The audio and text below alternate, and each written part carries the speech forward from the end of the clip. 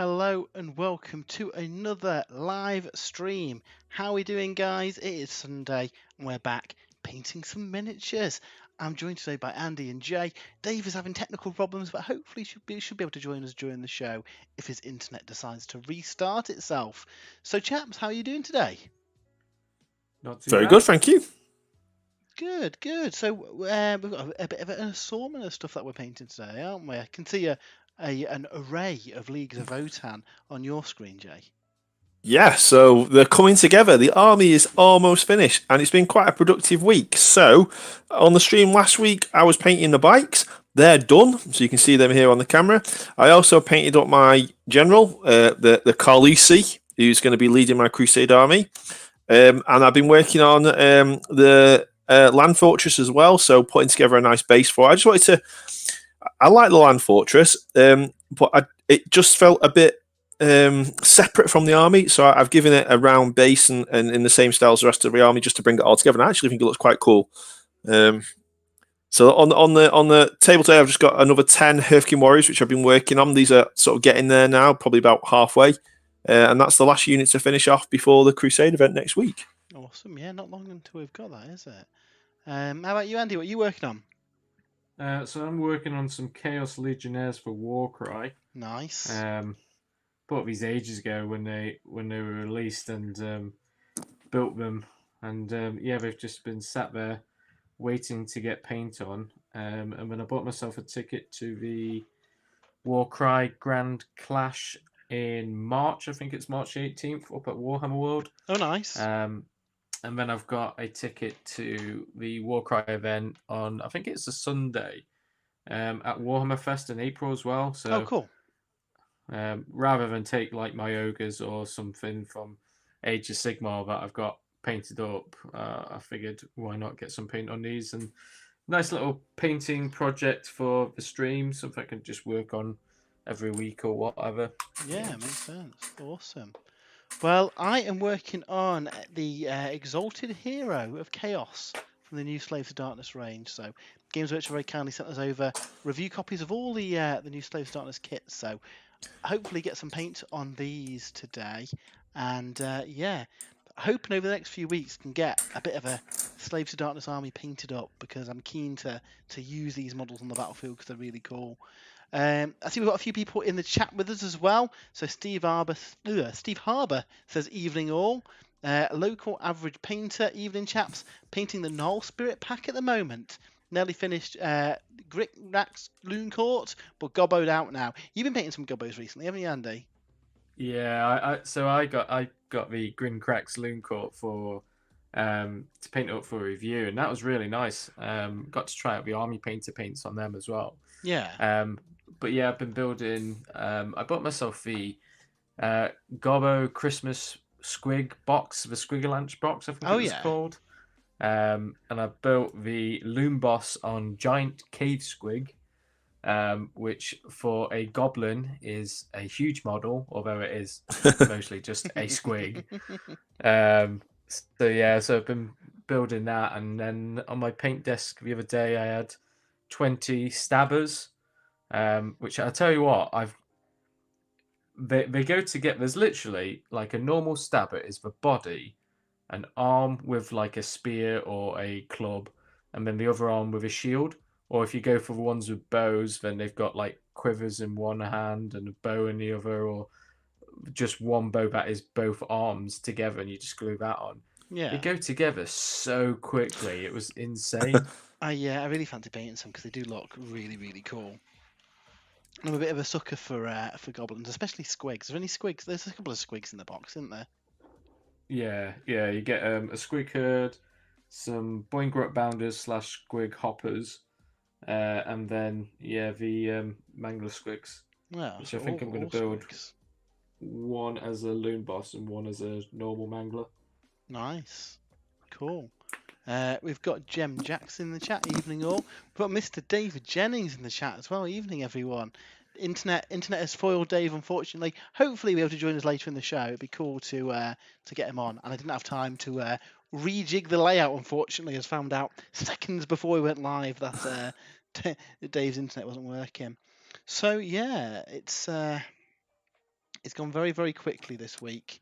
It's all been a bit of a blur because I've been painting Horus Ascended, which has been a super exciting thing to paint up. He's turned out all right, hasn't he, guys? Yeah, he's very good. He's a we need to beast have of a game with model. him now. He is a beast. What I'm going to do is get some base silvers down on this model, and then I'll pop him out and we'll have a bit of a nosy. But yeah, he's a big old model compared to the old one. I hope this is something that we see with the other Primarchs. Anyone got any Primarchs that'd like to see a? I'd love to see. Model? Yeah, I'd love to see a new Dawn. So there's a scene in Saturnine where Dawn is fighting with a shield and broadsword against Fulgrim. I'd love to see a more dynamic, because I mean, I think there's a few Primarchs. So I mean, Horus to a degree, Gilliman certainly, Dawn. The poses, they're quite sort of almost like they're surveying a battlefield rather than fighting in combat. And when you compare them to some of the Primarchs like Ferrus Manus, Vulcan, Korax, even Sanguinius to a degree, they're posed like they're engaged in a combat. Yeah, and something that's kind of gone from. There's certainly a phase where they all seem to be like paired off against adversaries that they kind of fought in the books, which I thought was a nice kind of thing. Well, we did Magnus versus Leman Russ, didn't they? Yeah. The whole diorama. So they're cool. So I hope they go back and sort of revisit the Primarchs like Gilliman, Dawn, Lorgar, where they look more like sort of centerpiece models rather than they're in the middle of a battle. Yeah, exactly. I know.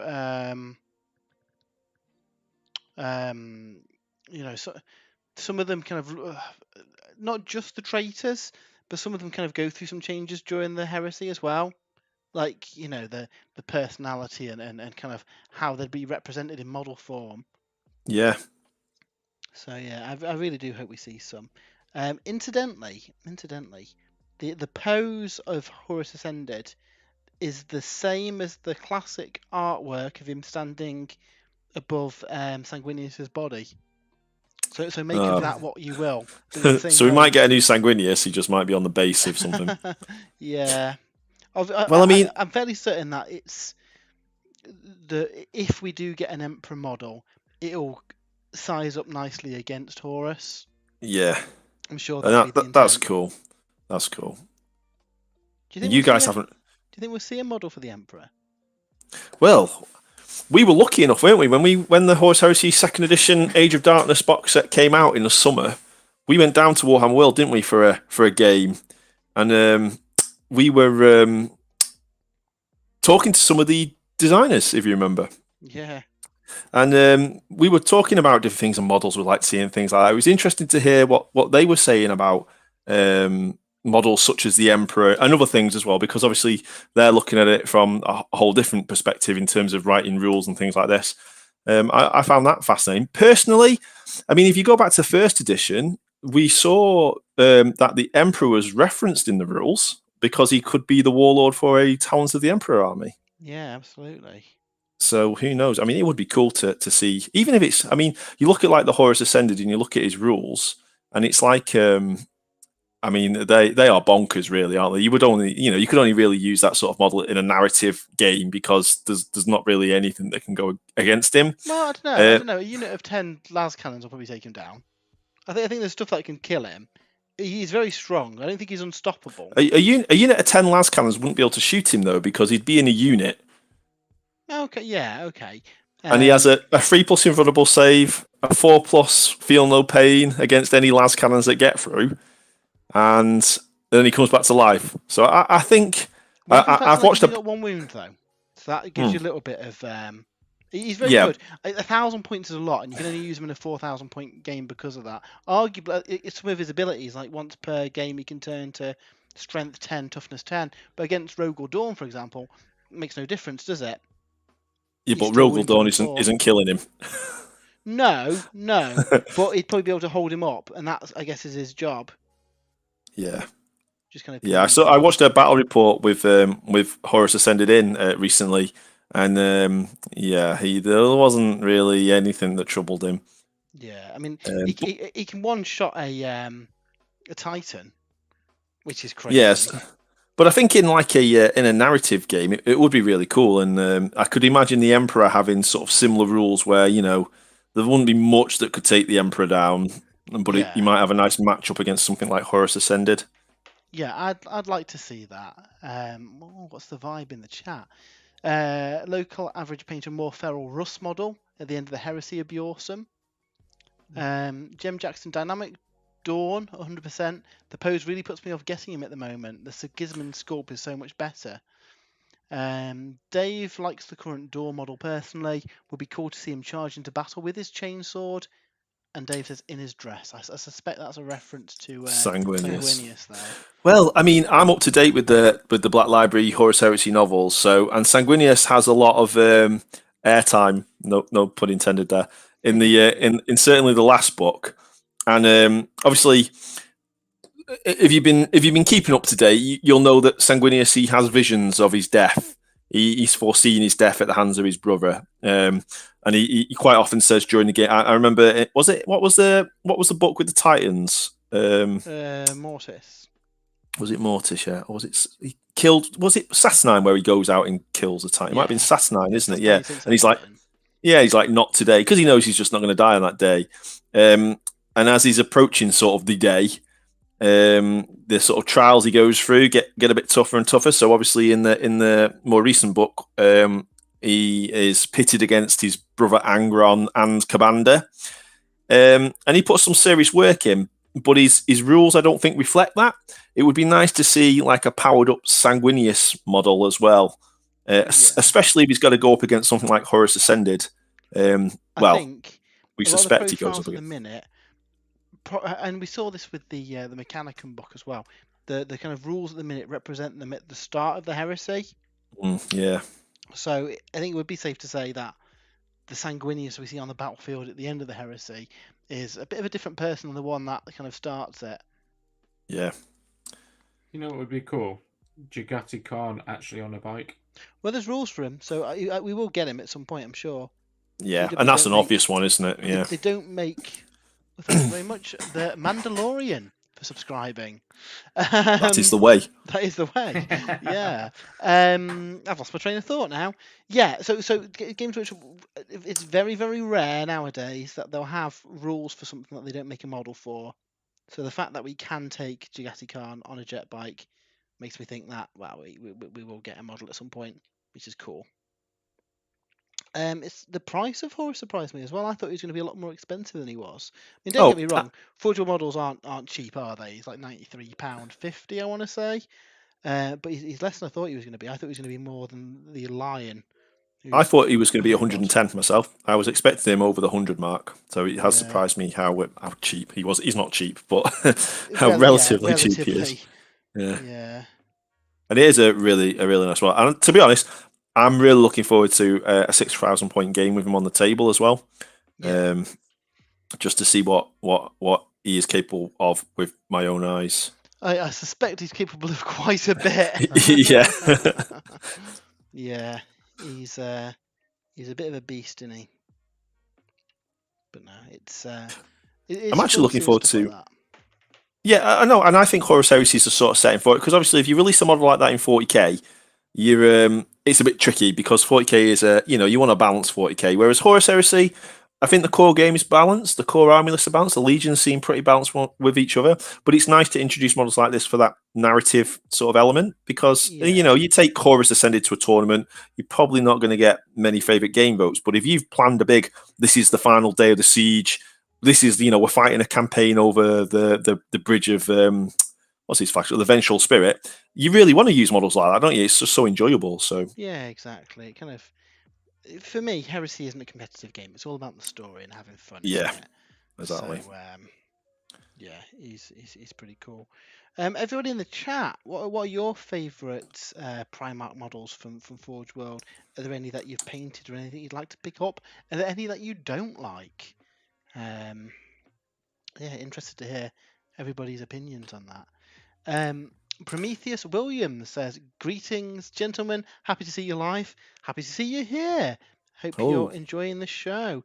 So yeah, every Sunday, 7 till 9 UK time, we stream live. So talk general hobby chit chat, paint some models, and hopefully give you guys a bit of entertainment as well. So yeah, I'm working on the Exalted Hero from the Slaves of Darkness range, and I'm just blocking in the silver now, which if the camera wants to focus. You've not had a play with this Tooth and Coats metallics yet, have you, Jay? But they are very, very nice metallics. I'm really looking forward to it. You get a gold metallic, do you, in that range? Is that right, or is it just the silvers? You get 3 silvers, 3 golds. Right, perfect. Yeah, because I've left the box out in the kitchen. So I've got some Seraphon in the painting queue. They're rapidly approaching when I'm going to start painting them, and I want to use some of the Tooth and Coats colours. Certainly the golds for the Seraphon sort of gold as well to give it a try. I'm looking forward to that. Really suit it. Yeah, you have to let us know how you get on with them, Jay, because obviously I really like the paints. We did a bit of a write up on them, but they've been my kind of go-to paints recently. So yeah, looking forward to seeing. I've got some. I bought some as well. Yeah, I bought some reds. I've got them here for the Blood Angel project. Oh yeah. So that's the other army, Blood Angels. So this is the red triad that they released. Berserker red, I think, is your sort of shade. Then you've got your mid-tone, which is the sanguine. Can't say it. The scarlet. Sanguine scarlet. Yeah, I don't know why I struggle with that one. I can say sanguineous, but I can't say sanguine. No, never mind. And demon red for your highlight. But I've got to do some testers for the Blood Angels because I've got 3 different sort of painting styles in mind for them. I won't talk about them. Well, I will talk about them now. So I've got my traditional sort of painting style, which you guys know, like the way I've done my Ultramarines, the way I've done my Blood Angels previously, the way I did my Eldar, the way I'm doing my Votann, where it sort of follows this sort of triad sort of pattern, really, with the shade, the mid-tone, the highlight. So that's one way of painting them, a very clean-looking sort of Blood Angels army. The other way I was thinking of doing them is using a sort of stippling technique with heavy washes. I saw a really, really cool, is it Richard Gray? Richard Gray, yeah. Sword winner, I'm fairly certain. He's pretty good at painting. Yeah, he is, and he's put together some really cool videos, painting some of the Horus Heresy models. He's done some really, really cool Imperial Fists, and if I hadn't had already painted all my Imperial Fists as I had, I probably would have given his sort of painting style a go. So it's like basically a really speedy way of painting them, and rather than it doesn't use an airbrush, but it tries to get a sort of airbrush effect. So he sort of you put the black down, you stipple on all the brown, and then you build up just by stippling on the yellow layers, and then you give it a really, really heavy wash with Darko Flesh, and then put the contrast medium on, and then just basically just like pour contrast medium on it, and then it sort of gives it a really sort of layered, quite a lot of depth to the color, and it looks quite battle damaged and textured and stuff. It looks really nice. He did one for the Blood Angels as well. So that's the other sort of scheme I want to try. So still using the Tooth and Coats paints because he still uses those colours, but just a different way of applying them. Yeah. So that's the second way I was going to try. And then the third way, I saw this week that Vallejo are releasing their own sort of contrast paint. Yeah. I think it's called, what's it called? Express or something? Vallejo. Yeah. And there was another community painter, I can't remember the name now. I have to dig it out later. And he was basically comparing these Vallejo sort of contrast to the other like Games Workshop and things like that. And he had a Necron warrior that was painted with painted silver, and he was applying this over the top. And we've seen some really nice sort of effects with putting contrast over metallics. Oh yeah, absolutely. But this Vallejo one, it was very matte, and it gave a really, really nice finish. And he wasn't using the red, it was using the turquoise colour, but I was very impressed with it. And I want to try that with the red to see whether it creates like quite a realistic looking sort of ceramite red armour plate. Ooh, yeah. So that's the other one I'm going to try. Have you tried Tamiya clear paints? I use them for painting the Thousand Suns that Dave's now. Yeah. And it's because it's a thin clear paint. It goes on really nicely over metallics to give you that kind of, I guess, ceramite look. Yeah, I do remember you painting them. They were very good. So, yeah, sorry, Andy, were you going to say something? Yeah, there was Instar Red. They do a really nice red. That's a very it's kind of like Mephiston red, but obviously a bit Yeah. and I've seen that sort of applied watered down straight over like a metallic, and that comes out all right. It's very shiny though. So Awesome. Yeah, That's the shout out to Venerable Gamer 4 who has subscribed over on Twitch. Thank you very much for using your Prime subscription to follow the channel. How are you getting on?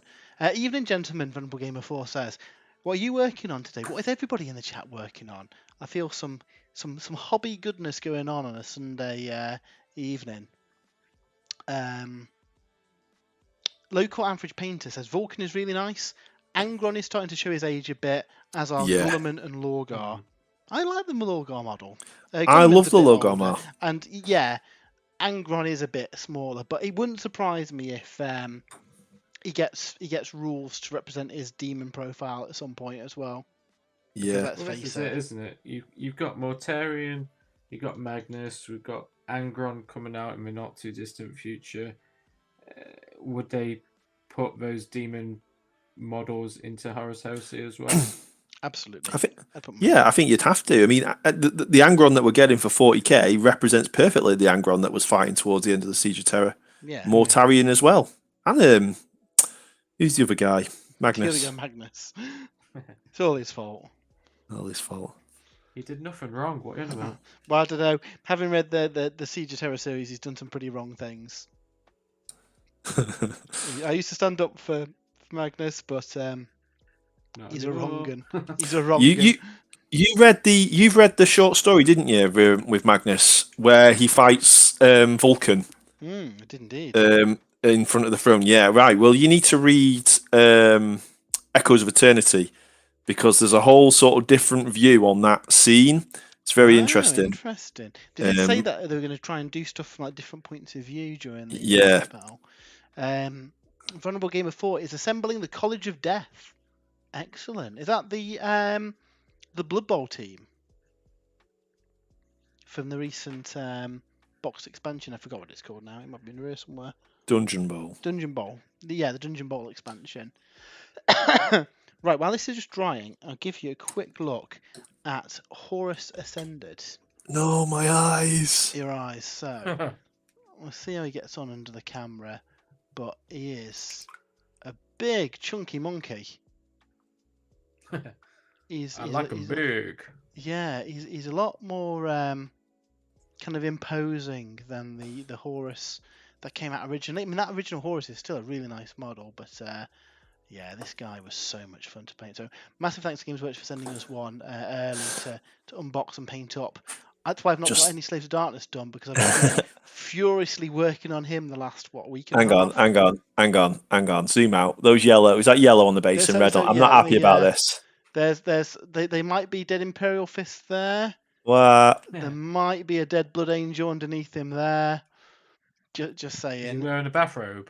Unfortunately not. So I know some people have asked online as well, what's his smaller base like? So there's quite a few different sections to this base. Slot out of it.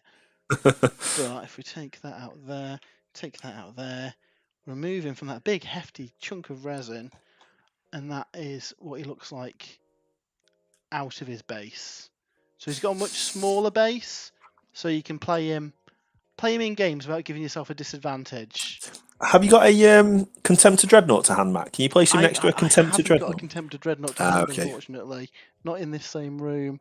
I've got...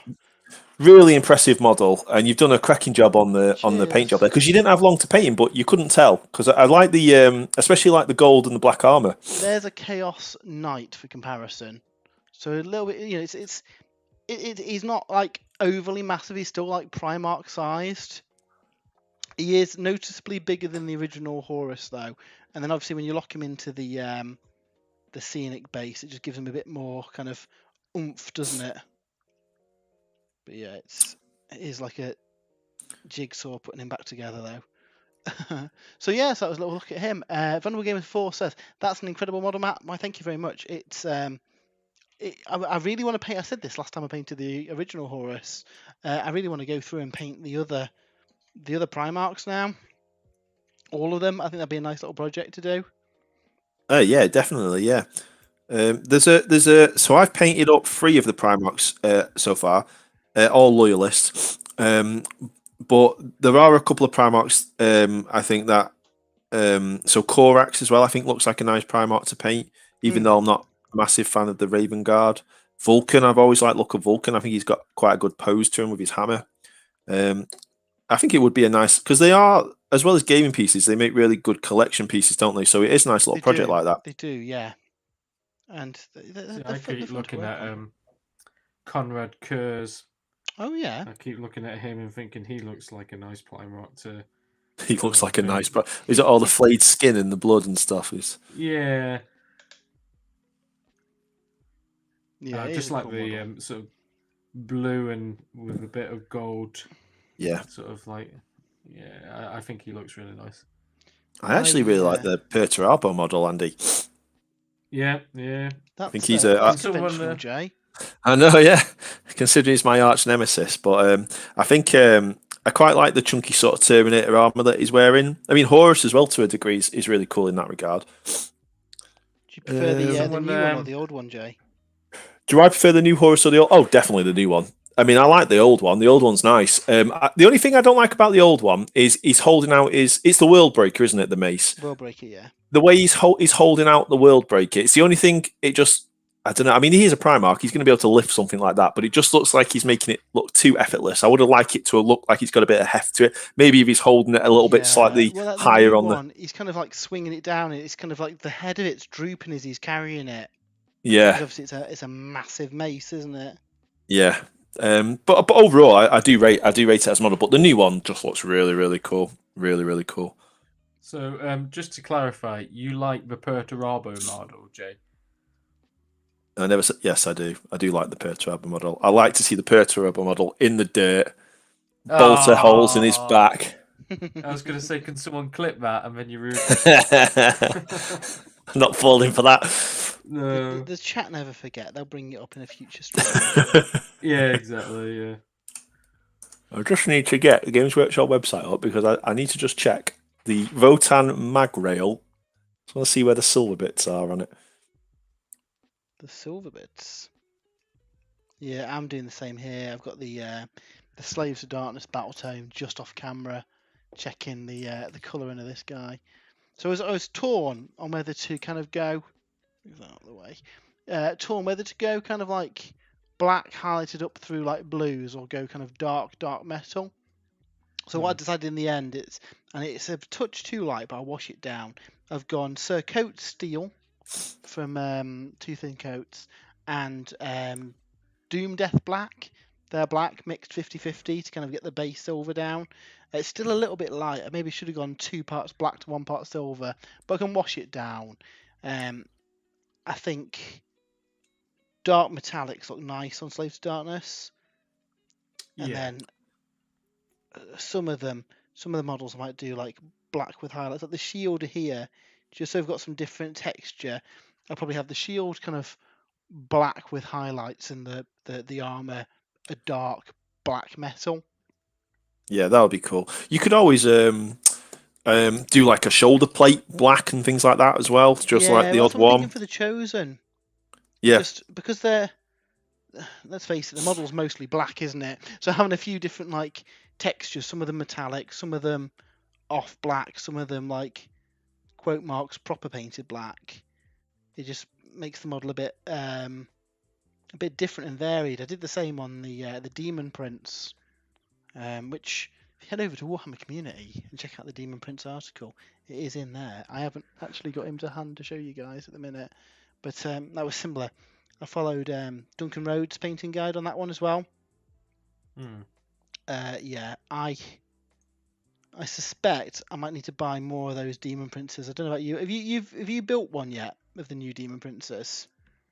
No, not yet. I've still got the Slaves to Darkness army box set that I bought last year. And I got the Slaves to Darkness Start Collecting box, the old one, for Christmas as well. So oh, nice. Yeah. and I'm doing Death Guard in the new year. I've been painting some of that sort of like the last month or so, and I feel like a Nurgle Demon Prince in 40k might be on the horizon at some Well, point. this is the thing. I built the one that I used for the review with magnetized weapons, so I could swap them out and say if I wanted to use an axe one day or a sword another day, I could do. But what I couldn't magnetize easily was the trophy rack and the wings. You could probably do it with pins, but like to get the review out ASAP, I couldn't really spend much time faffing around with it. So magnetized the weapons and had to make do with that. So at least one more of them I think is gonna have to be painted with wings. Yeah, But then you can also build it as a 40k model with like a Chaos Space Marine backpack on it as well. So I kind of want to do another one like that as well. You thinking about adding one to your Khorne Crusade army, Matt? Potentially, yeah, potentially. Because I've got the advantage then if I do start a World Eaters army as well, hopefully you can take Demon Princes for them as well. And then that's a model for 2 armies then, isn't it? Yeah. So I don't know I don't know what the meta as the kids would say is on Demon Princes for 40k. Is it worth giving them wings? Well, I mean, you get the extra movement, don't you? I remember, I think it was back in 7th edition when you could only hit flyers on 6s. Oh yeah. It was just, you always took Demon Prince. You took 3 Demon Princes with wings and whatever, and then Magnus, and they all just flew across the board. You could only hit them on 6s. They just nuked everything with psychic powers because that wasn't affected by like snap firing or whatever. And then they just swoop down and finish off what's left. I remember. Sounds lovely. Remember those days. Yeah, I remember those days. Those were fun. Awesome.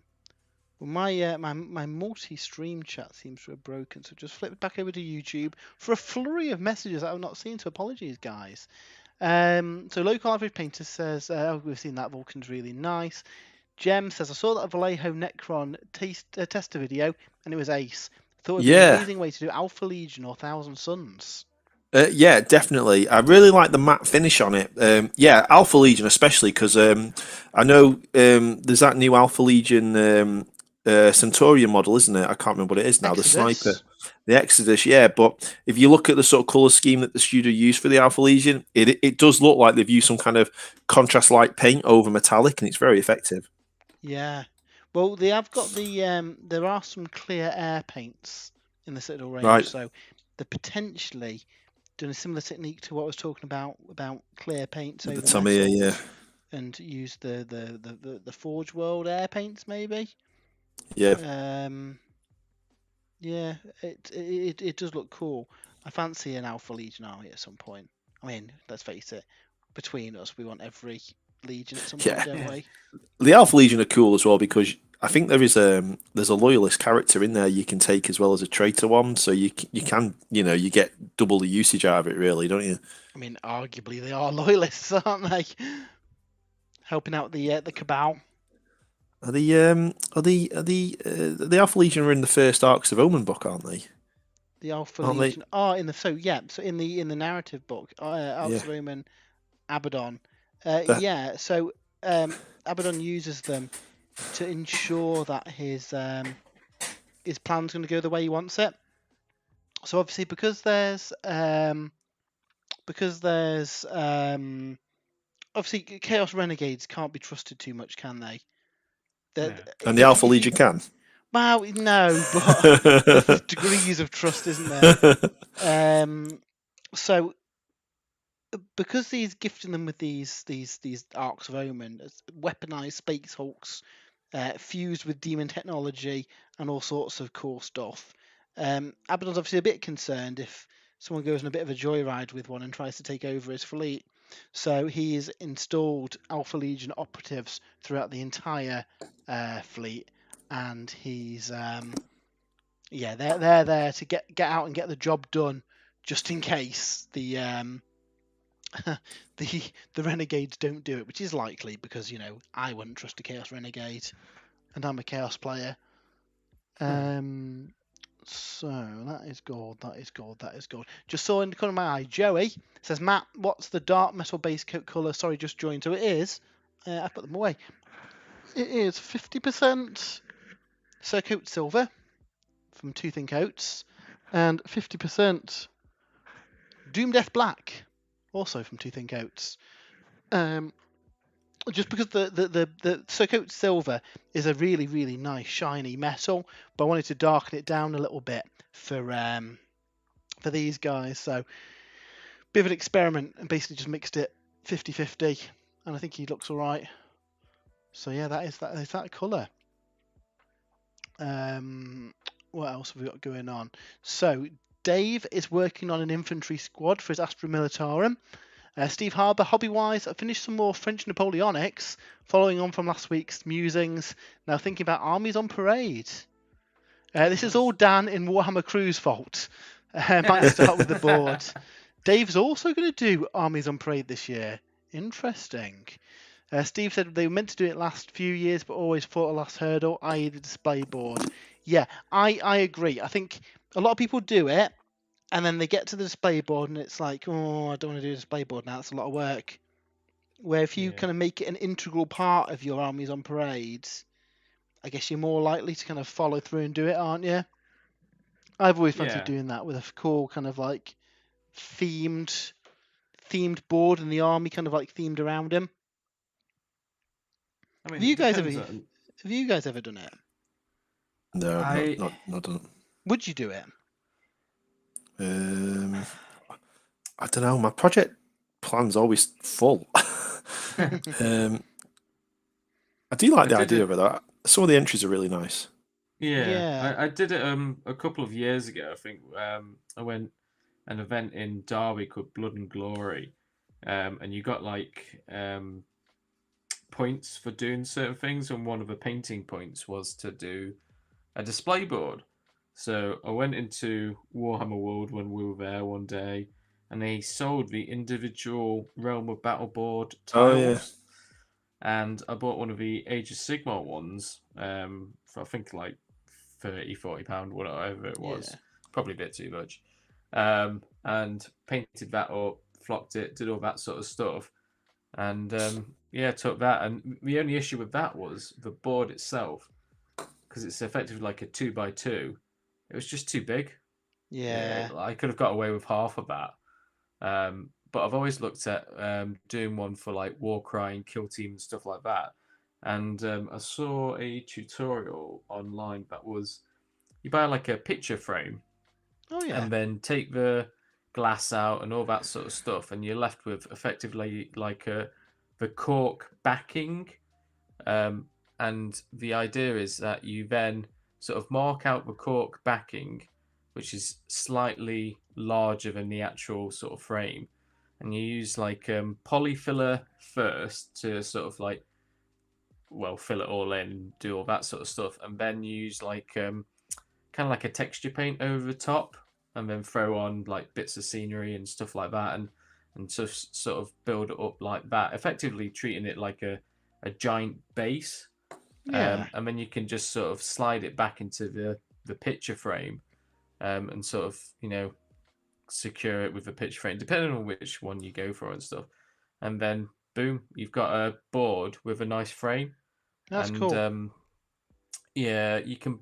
I can't remember who it was.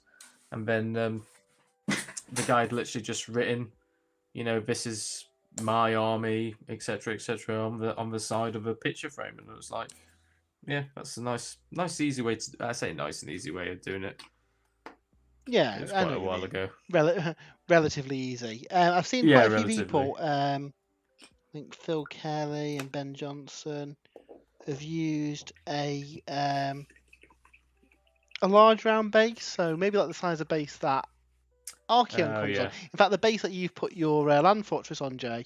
Yeah. And then you basically measure out the kind of like the base sizes, mark them on the base, and then again polyfiller it up, treat it like a giant base, and then you've got a nice little display stand that you can put your warband into.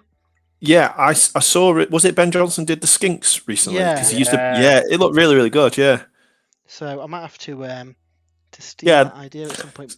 Because that's nice if something you like do that I an could do. event at like Warhammer World or something. Yeah, to carry your army around on. Yeah. Yeah. It'd be good for like Kill Team, Warcry. Yeah, I could definitely see myself doing one for that. For a whole armies on parade, I'm not sure, but for something that kill team size, yeah, Problem with the because that is full cool. 40k army, it's like storage of it as well. Yeah, and like I mean, I don't know about you guys, but I sort of tend to just paint to game with, not to display. Well, I don't know. I mean, I've painted a lot of models that are probably never going to see the battlefield. You know, Titans and stuff. Yeah, Just yeah, that's what. Yeah, fun of painting it. So I would, if I did, had room, I would do a display board. It's just where to keep the thing, isn't it? Yeah, well, this is it. You need to make it almost modular, just so you can store it. I think Battle Foam, I think it was Battle Foam, a couple of years ago, they used to do one that was it came in sort of two parts that made up the actual board, and then like 5 or 6 pieces that made up the sort of like the rim, and it came with like an actual sort of nameplate that you could just again like write or paint and slide on with a bag, and so it all sort of folded up into this small little bag, which were designed to fit on the like small battle foam cases, and I think they stopped doing it, which was really annoying because I was about to pick one up. Oh no. Yeah, there's nothing worse than that. You know what I was looking at the other day, Andy? And then I was like, oh, you can't get it anymore. Mazabel the Butcher, Corn Demon from Forge World with Oh the shield. yeah. You can't get him anymore. He's been discontinued. Well, that was a sly taken off. Grey Knights have had him. Yeah.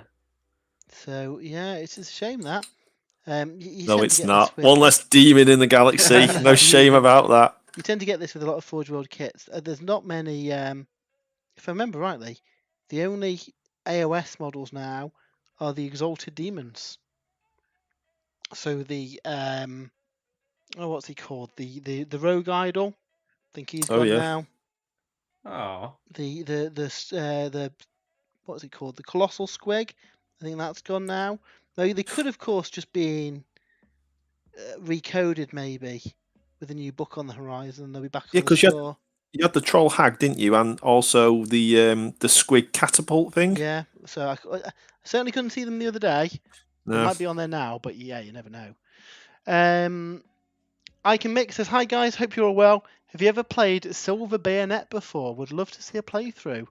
Silver Bayonet? I've not heard of that. Tell us more. Is it a miniatures game or a board game or something? Steve Harbour says, I'm going to limit my board to 12 inches by 12 inches and build upwards. I think that is a good shout as well, because it becomes a bit overwhelming, doesn't it, with a bigger base? It can distract as well, can't it, sometimes?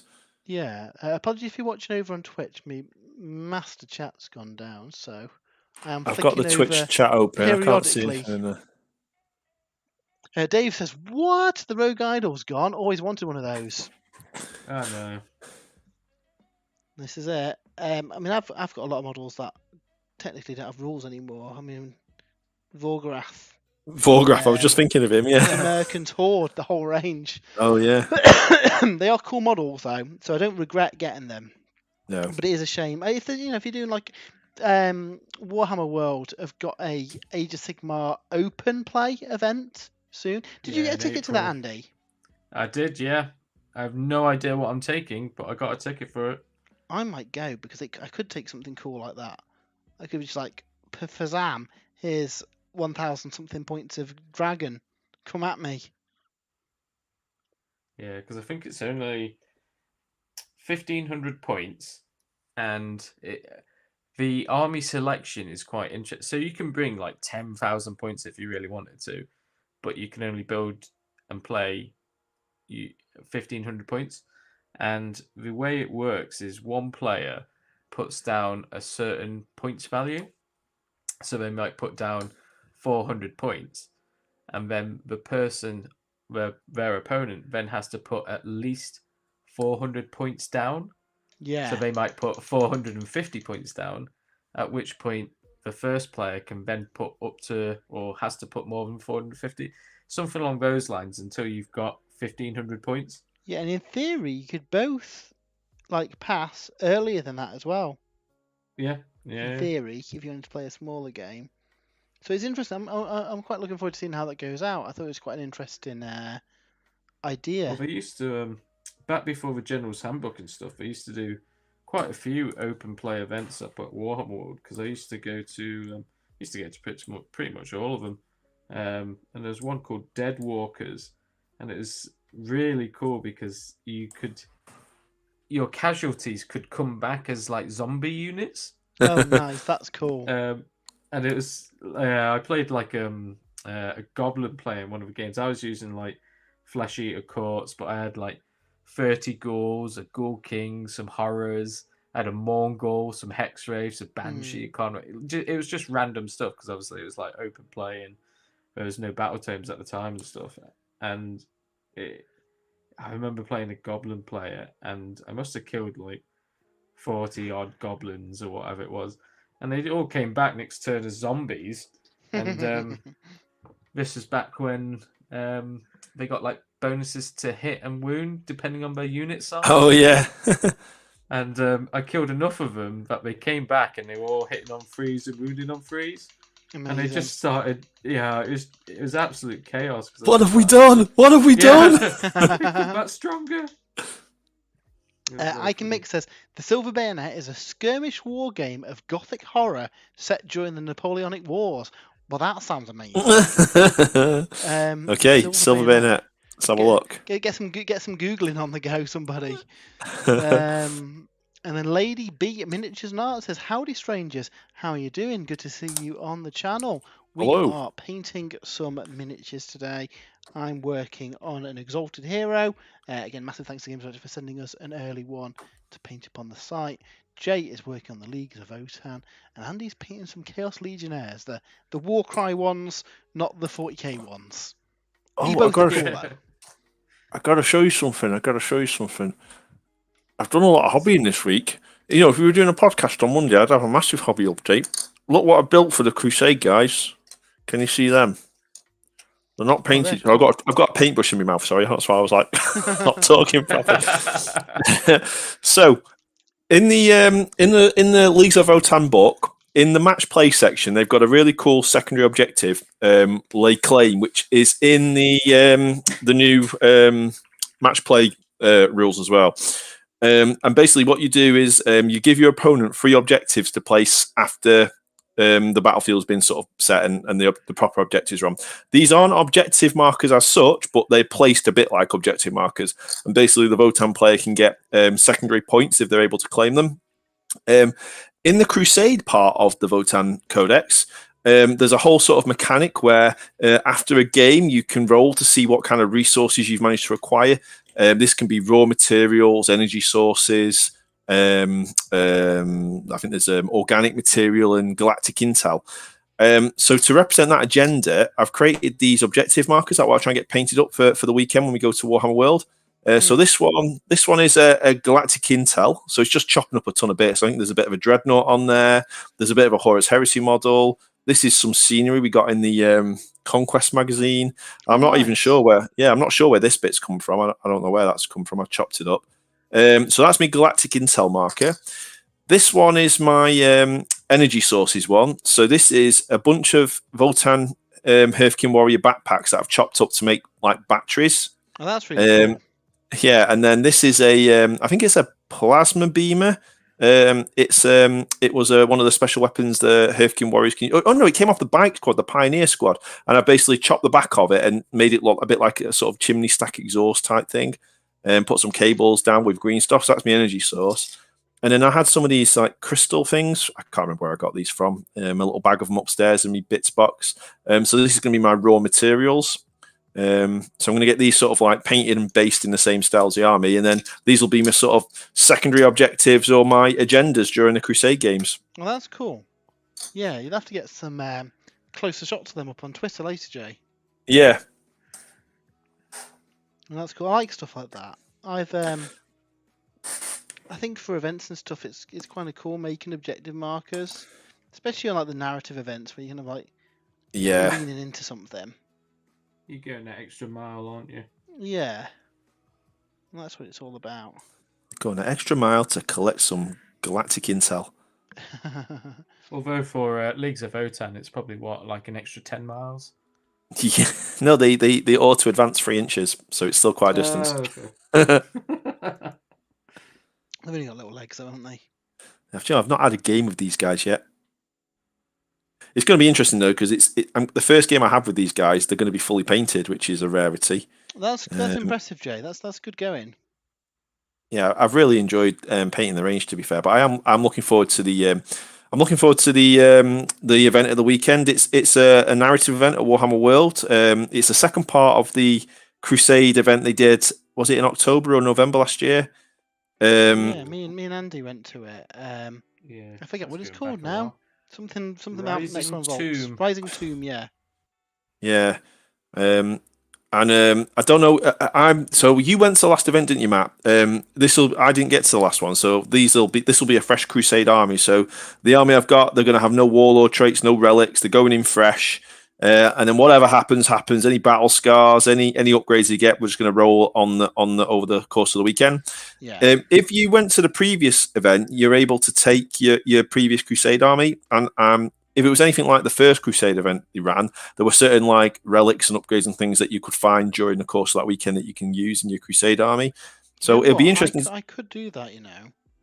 I take the Chaos Space Marines. Chaos Space Marines. Yeah.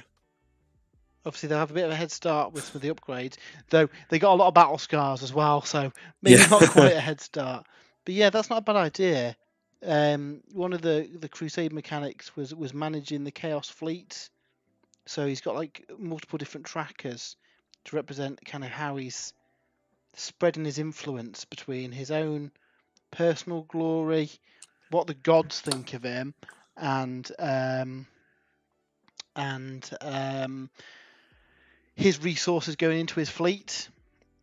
And obviously, if he chooses to kind of forsake any of those parts, it's going to have a detrimental effect if you try and balance it.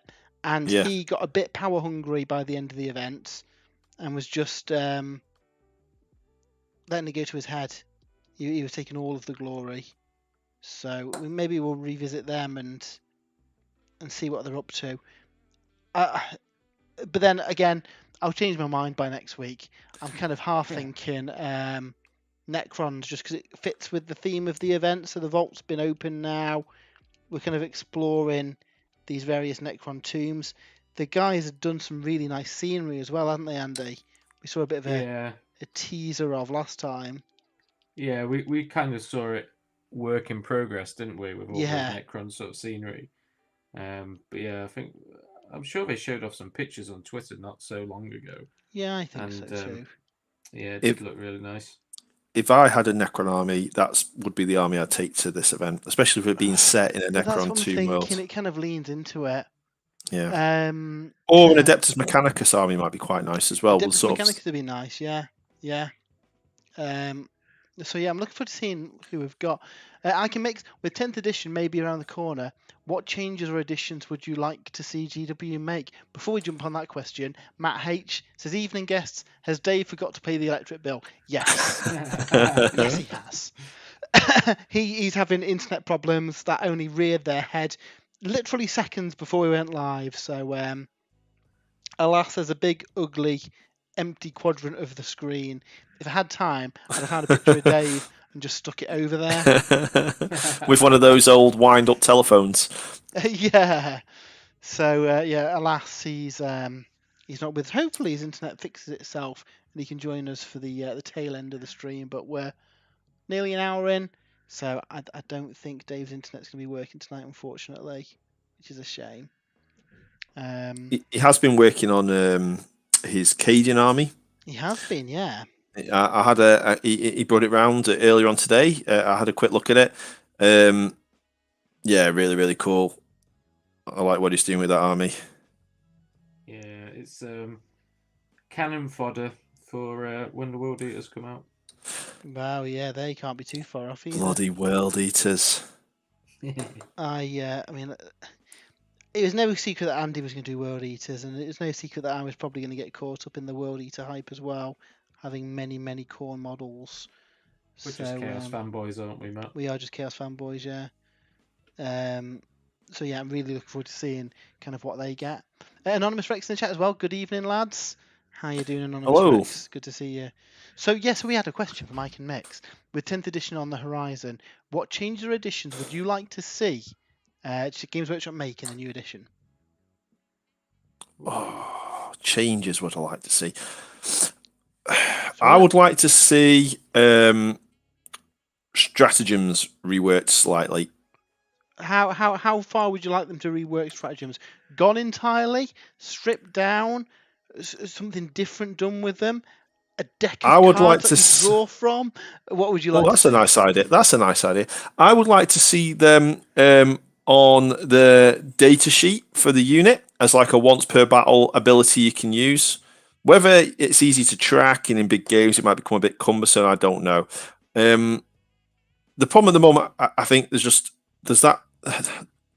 I don't know. Some of them aren't really used and they take up space in the codexes, and you don't want to faff around halfway through a game looking at a stratagem that probably won't do anything. But then I guess, the Leagues of Votann book, which it's one of the more recent releases. Every single stratagem in that book was fantastic, and there was a lot of them. So it's like, I don't know, really. But would some of those stratagems work if they're just baked into the rules of the unit? And they were pointed as such, so you don't even have to worry about the kind of command point resource because you're paying for it. Yeah, I think that would be cool. So you know what I'd like to see, and this is on the back. If you've seen our Arcs of Omen Abaddon review, we talk about boarding action, which is amazing, and we need to play it. And I'm super excited to play some with you guys because it looks amazing. And one of the things they've done there is strip down stratagems to the bare minimum. It's just command reroll, fight immediately in combat, and insane bravery. You know, the core ones. Yeah. So they've stripped it back down to that, and things like Overwatch are now actions rather than stratagems. So if you've played second edition 40k, you will fondly remember Overwatch, which is different than it is now. And basically, you got to shoot after an enemy squad makes a move. So in boarding action, you can do an action to set your unit into this, and they get to make that Overwatch shot when an enemy unit finishes their move of any type. So that can be a normal move. It can be a charge. Meaning that they could, in theory, shoot when a unit charges into a different unit. For example. Like covering fire. Yeah. I think that is more interactive and more exciting than it being tied to a stratagem. Because then, I guess, cinematically, you picture the unit kind of like hunkering down and getting ready to fire when the enemy unit moves out. How often do we see games of 40k? And it is a pet peeve of mine of 40k, where both sides deploy their entire army hiding behind buildings. Yeah. Where if that Overwatch mechanic worked like that in 40k, you could have units in buildings set up to shoot units when they move out of cover. Which just seems a lot more fun to me. And it is a bit of a counter to the old Alpha Strike as well, because you can do something about it when they finish their move, not necessarily when they do the charge. And because you can have multiple units set into Overwatch as well, you're giving up your shooting in your turn in order to kind of force the hand of your opponent, which gives you another kind of tactical element then. Yeah, you could also maybe as well to sort of combat the Alpha Strike, deploy in that sort of state. Yeah. Yeah, I like that. I'm looking forward to trying it out actually with board and actions, the actual game. So yeah, it's good fun. Like you say, early editions of Warhammer used to do it. Other games like Infinity do it as well, and it works really well. Yeah, it looks very similar to Into the Dark, and just it's almost like a combination of Kill Team Into the Dark meets 9th edition 40k. Yeah. And I do wonder if there's perhaps hints here of 10th edition. I totally agree on stratagem bloat. If it was up to me, I'd just remove stratagems entirely from the game. I hate them. I don't think they add anything. All we end up getting is a case of whoever remembers the hot combo of stratagems that goes off gets to do something cool. Where if you're maybe a new player or you don't know the killer combo, you're at a bit of a disadvantage because you're technically paying the points for those abilities. They're just locked behind stratagems. Yeah. It should all just be on the data sheet. I mean, I think it's quite refreshing playing Horus Heresy where there's no stratagems, there's no command rerolls or anything like that, but you've got that really interesting reaction and advanced reaction mechanic. Yeah, I prefer that. Nevermore says boarding actions look great. They'll probably make me try give 40k a second try again. And Anonymous Rex, I think the Overwatch for Infinity would be cool in 40k. Yeah, Infinity. Infinity then, Joe. So it is. So obviously, Infinity is a bit different than 40k. It's Horus Heresy is probably a bit closer to Infinity in that you've got that sort of. I mean, some units in Horus Heresy, some of your own units do more damage in the opponent's phase. You know, like the return fire and that kind of thing. Yeah. Well, in Infinity, you have a small armies, so it's a bit more like Kill Team. So maybe you'll have 15 models or so, and each model in your army generally, there are exceptions, but they generally generate an order pool for you. So each model contributes an order to your order pool, and then you use those orders to activate models. You could activate a single model 10 times if you had 10 order points in your order pool. So, you know, one sort of cyber assassin could sprint across the battlefield, climb up, dodge, pop some smoke, do all that sort of stuff. What you can do when you activate one of your models is you can put them into, it's not Overwatch, and I forget now what the state that they go into is. It's not covering fire, but it's something like that, very similar. And basically, they basically set up their gun, and they've got like a firing corridor that they're shooting down. And then basically then any model in your opponent's turn that crosses that sort of firing arc, your model's able to make a shot at, react to.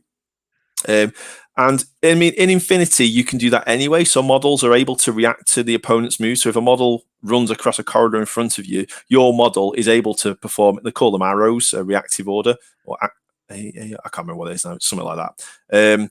But when you're in the Overwatch state, you're able to make better use of the ranged weapon. So you may, be able to fire like a single snapshot with your pistol or something if you manage to catch someone running past a corridor next to you. But if you've set up in that, spent an action to set up in that sort of Overwatch state, you're able to make, shoot with every single shot that you've got, make a full shooting attack against that unit. It's very similar to, I think, how the boarding actions are going to work. You don't necessarily give up your turn because of the way the order points and activations work in Infinity. So you can do a load of movement and then spend your final order to set up as sort of this in this Overwatch state. But it just makes the game a lot more sort of tactical and strategic because you can cover areas of the board and stuff and do something in your opponent's turn, which is what I really like about the Horus Heresy. I really like the fact that I'm not just sitting back while you move a load of models and shoot a load of things. Yeah, exactly. It's a bit more interactive, isn't it? You've got a lot more to do within the opponent's turn as well as your own one. Yeah, and I really like the advanced reactions as well. So it adds a bit of flavour, which that's the one thing I do like about the stratagems. There's some really nice stratagems that add flavour and character to your army. Which I would miss if they disappeared completely. But so the advanced reactions have a way of capturing that as well, I think. To make your army stand out a little bit, can do something that another army can't do, for example. Yeah, shout out to the Nevermore over on Twitch. Good evening, everyone. How's it going? We're good, thanks. My master chat's down, so apologies if I miss any messages that you're sending over. YouTube is working fine for some reason. Sorry, Andy. No, that's right, don't we? I'd love to see, because we've seen it with Heresy, with like reactions in your opponent's turn. We've seen it in Age of Sigmar with like command abilities that are specific to your opponent's turn, like redeploy, and you can do like all out defense and stuff like that. I'd love to see in 40k something along those lines, and I think Overwatch would be a great way of doing it, because when you play Kill Team, if you run out of sort of fighters to activate, and your opponent's got fighters to activate still, then your fighters can shoot Overwatch. And I think that sort of thing would be a really cool thing, even if it's a stratagem, like a generic stratagem, but everyone gets access to. Your opponent moves, and then you can spend a CP or 2 CP to shoot, but you're -1 to hit, or something along those lines, right? Yeah. That for me that'd be really cool to see, because then, like you said, you're doing something your opponent's turn. Your downtime isn't that good. Your downtime is less time, so you're not waiting for your opponent. Because I remember going to an event and I was playing my Custodes with like 18 models, and I played a Chaos Space Marine player who had brought loads and loads of like cultists and some tanks and stuff along those lines, and he spent about 35 minutes just deploying, and after 3 hours we only got to turn 2, and I was kind of like, my turns were effectively like 5-minute turns. Yeah. Because it was, most of my army was in a Land Raider. And yeah, I really wish in the 45 minutes that my opponent took for like the first turn, I could have done something in that turn. Yeah. Do you think we'll ever see anything like really radical with 10th edition? So some examples might be the random turn order for Major Sigmar, or even alternative activations, things like that. Do you think? Or Activations would be amazing. So, I don't know. Depends. A lot of massive changes would need the revision of every codex, and I don't think we'll ever get a situation again where you go into a whole new edition and every book's reset. Yeah, exactly. But well, I mean, they said at the beginning of 9th edition, I think it was, or it might have been at 8th edition, that they tried doing alternate activations and they just couldn't find a way to make it work. So I don't think we'd ever get that. I mean, who knows? Yeah, I'd like to see that. I'd like to see that. I mean, quick question from Matt H in the chat. When are the battle reports coming back? Imminently. We've moved around the podcast schedule so that we can do more battle reports and stuff. So as soon as the guys are free, which guys get free, we'll absolutely be on that again.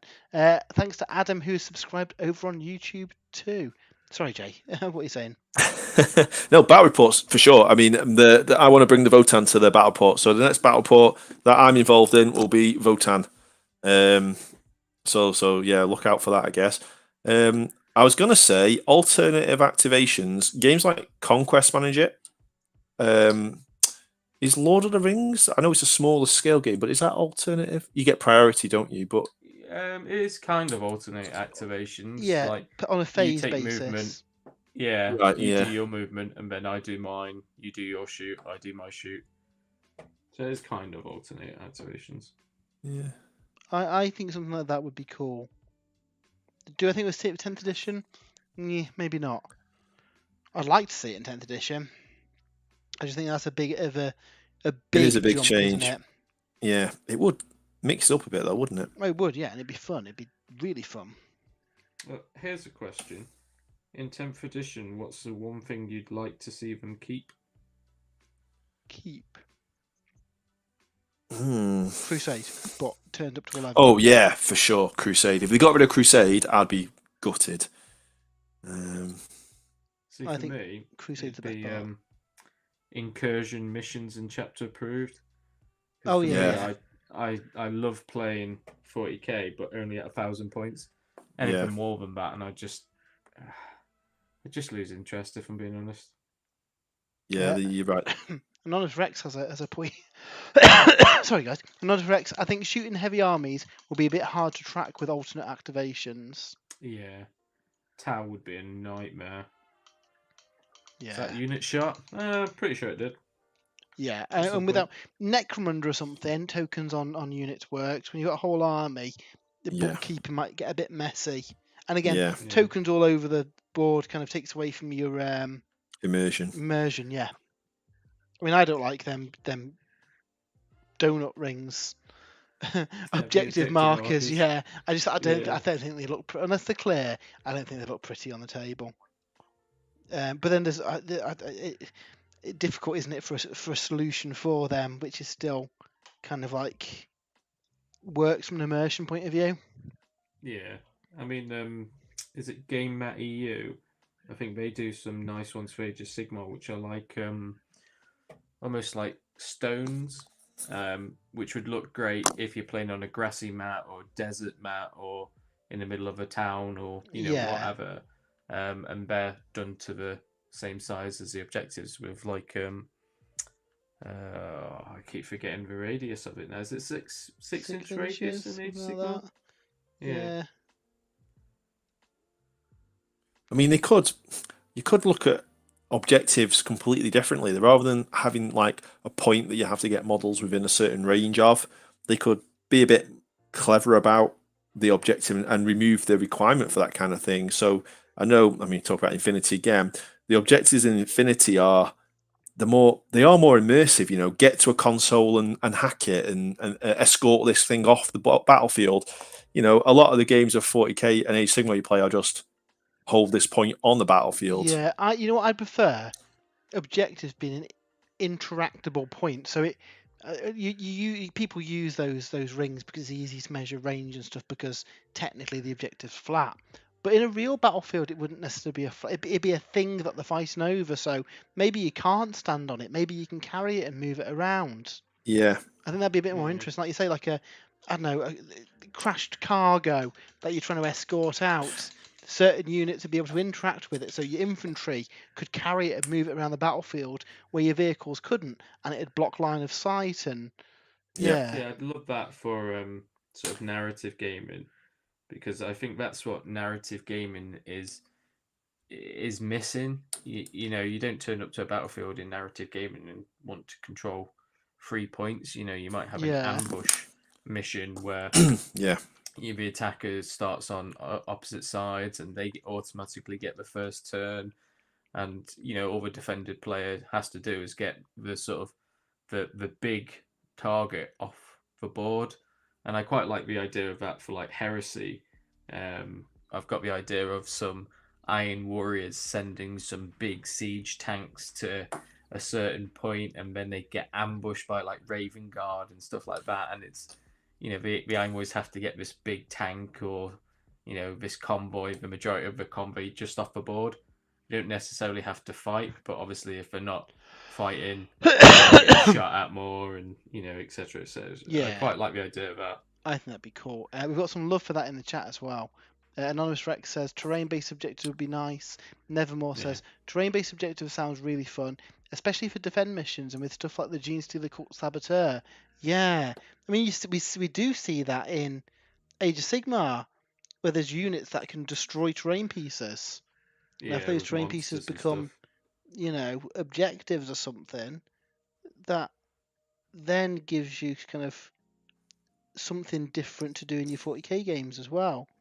I mean, you could because obviously in 40k terrain has like wounds and toughness and things like that, doesn't it? So you could crack open bunkers with anti-tank weaponry and stuff. Yeah, and that could be something that you think about in your army construction then as well. Okay, I need to bring something that can breach a defense. I mean, what about? They've tried to do it with like battle tactics and grand strategies and stuff like that. But I mean, you look at like Blades of Khorne, for example. All they want to do is kill stuff and gain glory. So you could have, objectives that are literally just that. Killing more stuff in a battle round than your opponent kills. And but I was going to still have the secondaries and the codexes and battle tomes. Yeah, that's what I was going to say. Remove the objectives altogether and just rely on army-specific secondaries in the chapter approved. Yeah, because some of them are really fun.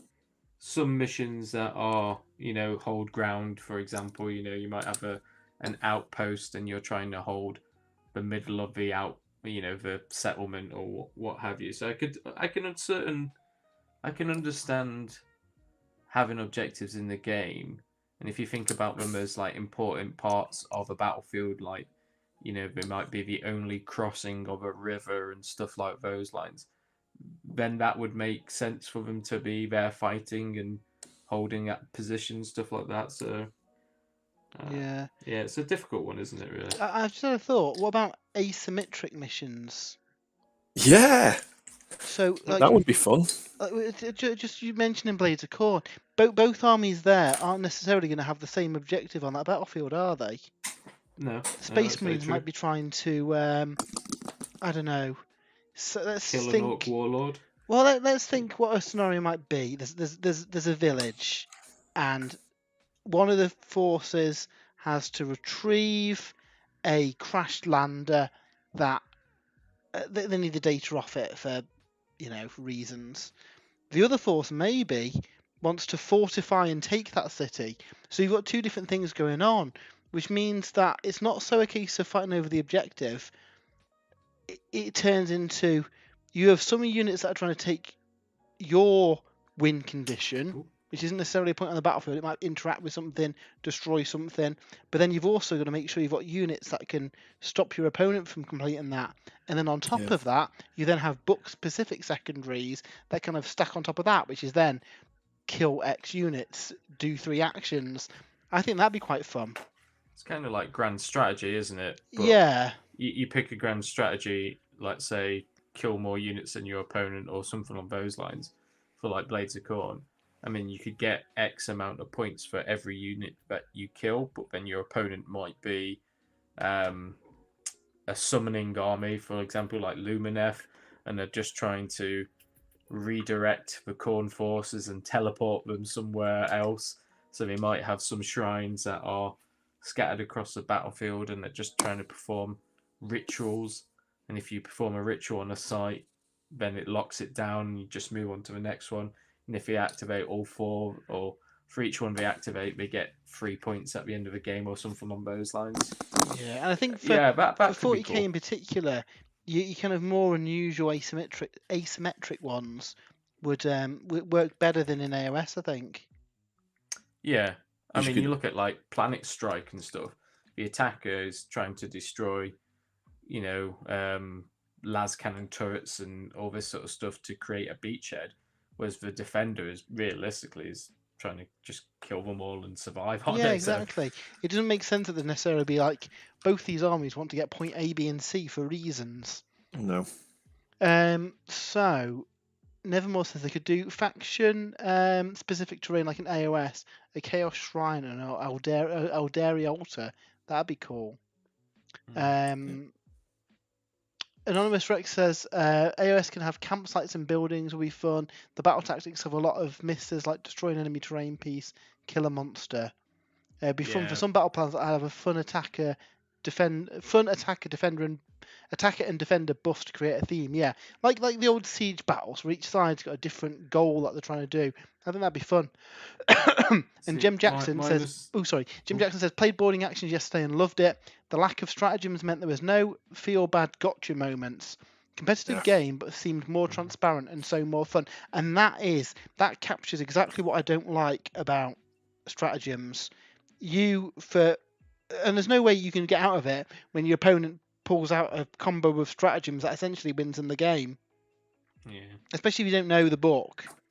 Yeah. See, for me, battle tactics and grand strategies and stuff like that, I think they should do them the same as 40k. They should all be in the General's Handbook, not in actual battle tomes. Because then you can just adjust them and change them and play around with them without having to release a new battle tome. And I think the issue they've locked themselves into is that you get a book that's got particularly good battle tactics, and it doesn't really matter what comes out in the handbook; it's still going to do well. I mean, that's an Age of Sigmar thing, though, isn't it? Yeah. I've got a controversial change I'd like to see in 40k, or at least see discussed in 40k. And it surprised me, actually, because when they first switched to this thing in 8th edition, which is the armor modifiers, so AP, working like Rend in Age of Sigmar, I thought it was a great idea. But I have to say, I've fallen out of love with it for a few reasons. So, obviously, Space Marines had Armor of Contempt, and there's lots of things in the game that reduce the AP by 1. And after playing Heresy more recently, I quite like the flat AP. So you get hit by an AP free weapon that goes through power armor. And I think that actually makes it a bit easier to balance factions like Space Marines and Custodes and things like that rely on those high armor saves. They pay the points for those high armor saves, but if you're paying the points for a 3+ armor save, the amount of weaponry out there that can modify that, pretty much every gun has an at least AP1. There's the majority of guns have an AP1, 2, 3, or 4. Yeah.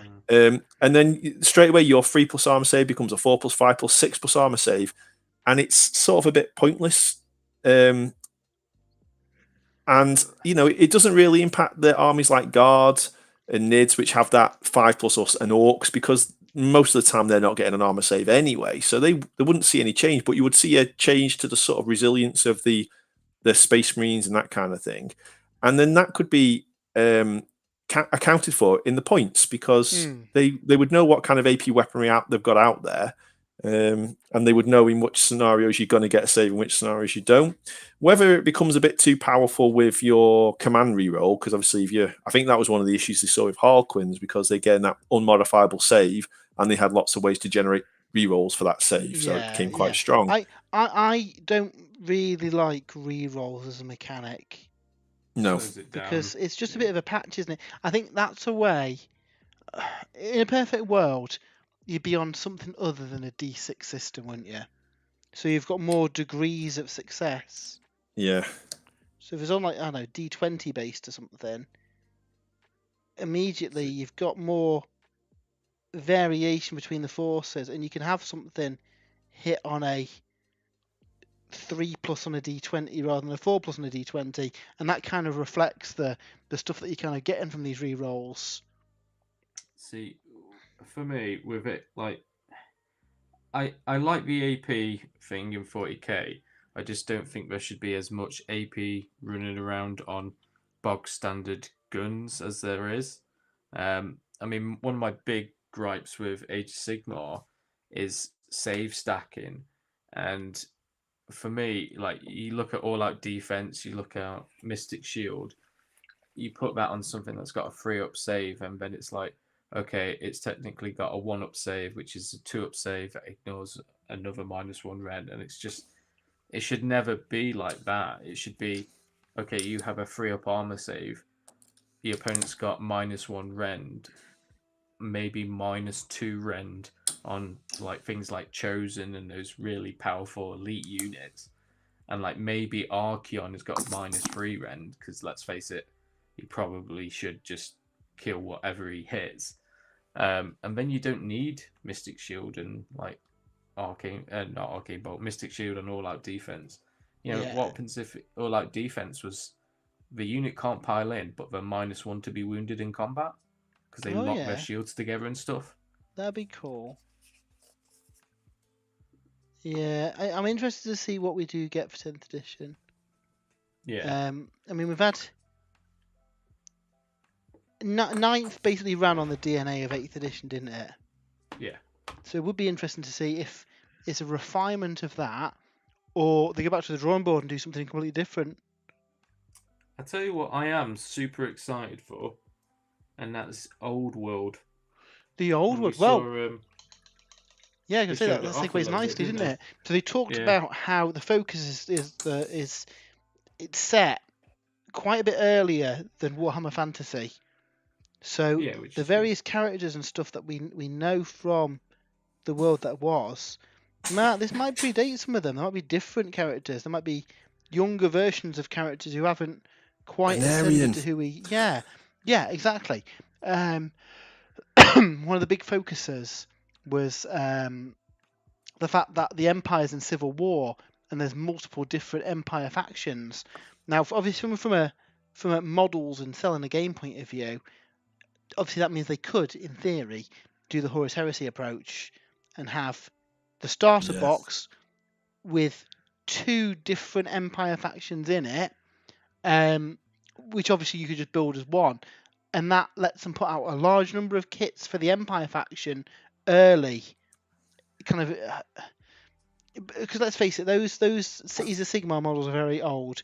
A lot of that, if not all of that, is possibly going to get updated when we get the Dawnbringer Crusade. Those old surviving Empire kits, it wouldn't surprise me if they all go, and then they've got new Empire stuff in the old world for pretty much the entire range. Yeah, I think you'd have to redo them, wouldn't you? Because otherwise you could just buy it for Age of Sigmar and you've got it for Age of Sigmar and for 40k old world.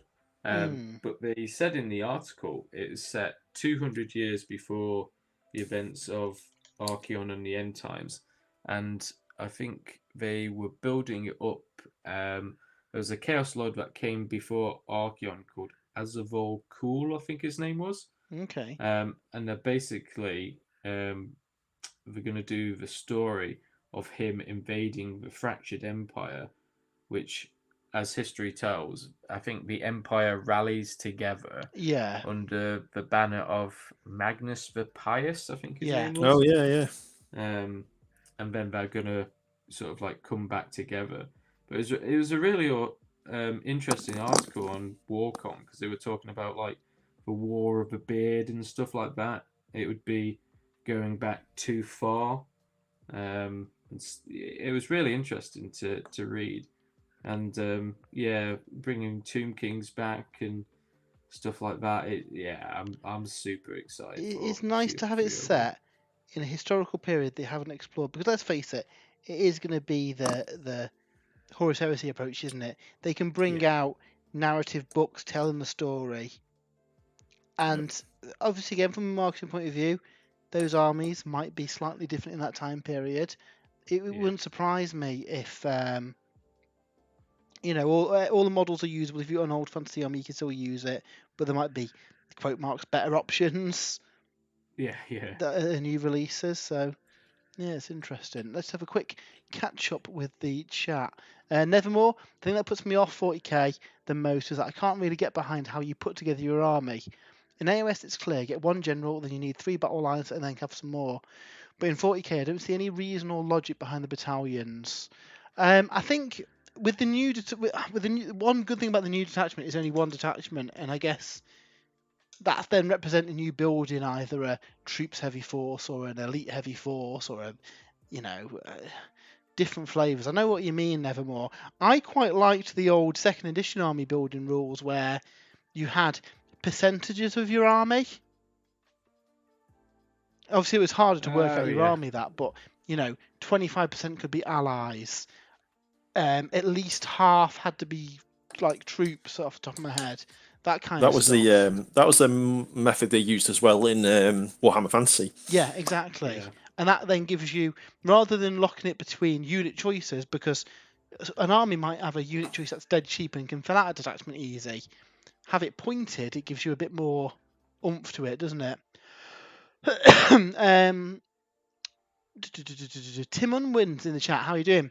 Before the Empire get any of the colleges of magic, yeah.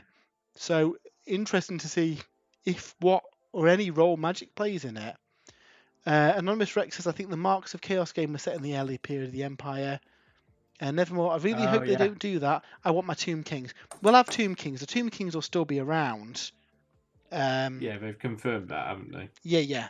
So we'll definitely have Tomb Kings.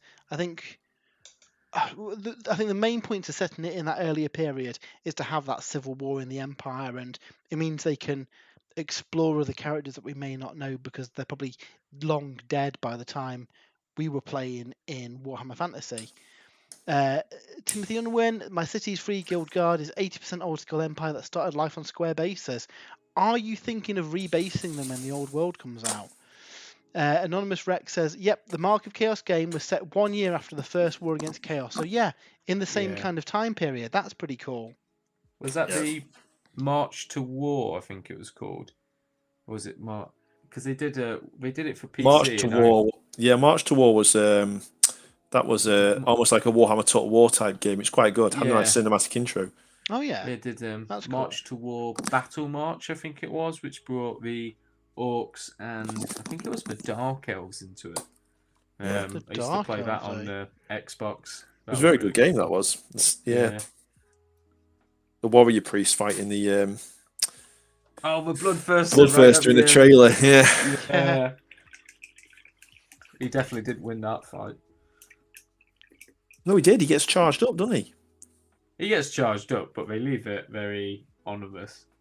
Anonymous? Anonymous. Not anonymous. Ambiguous. There you go. That's a word. It's been No, a long that's- day. It has been. It's been a long week. It's the downside to dropper bottles is when they jam. Yeah. Ooh, who is that? Paperclip. That's Ace and Neil has When I was followed over using- on Twitch. How are you doing? Apologies, you've been chatting, Matt. I can't see the Twitch. I've got the chat at Twitch minute. chat You've open. got I it can't open. see. Keep an eye on Yeah, that. I am. Yeah, there's. Thanks for joining us. We are painting some models. I am working on an Exalted Hero of Chaos. Jay is working on some Leagues of Votann, and Andy is working on some Legionnaires for Warcry. Really, really nice models. Yeah, I'm loving these. I'm covered in paint because I got distracted when opening this bottle. I'm getting to the stage now where all my base colours are down for the Votann, and I can actually start painting them. You're putting highlights and things on. Oh yeah. The boring stage is almost finished for this squad now. The boring stage is almost finished. I have to just go back now and neaten up. So I start by doing the blue armor because there's the majority of the models blue. Then I do my grey sort of undercoat, as neat as I can, but I'm not too worried. Then I put the leather on.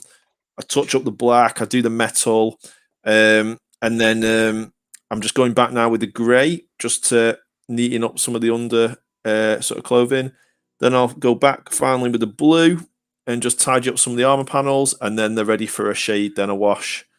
Nice. And then they're sort of tabletop standard at that point then. So, I can maybe put them to one side and finish off some of the other models I've got to finish off before the weekend and come back round to them, because it's not the end of the world if they don't go further than this.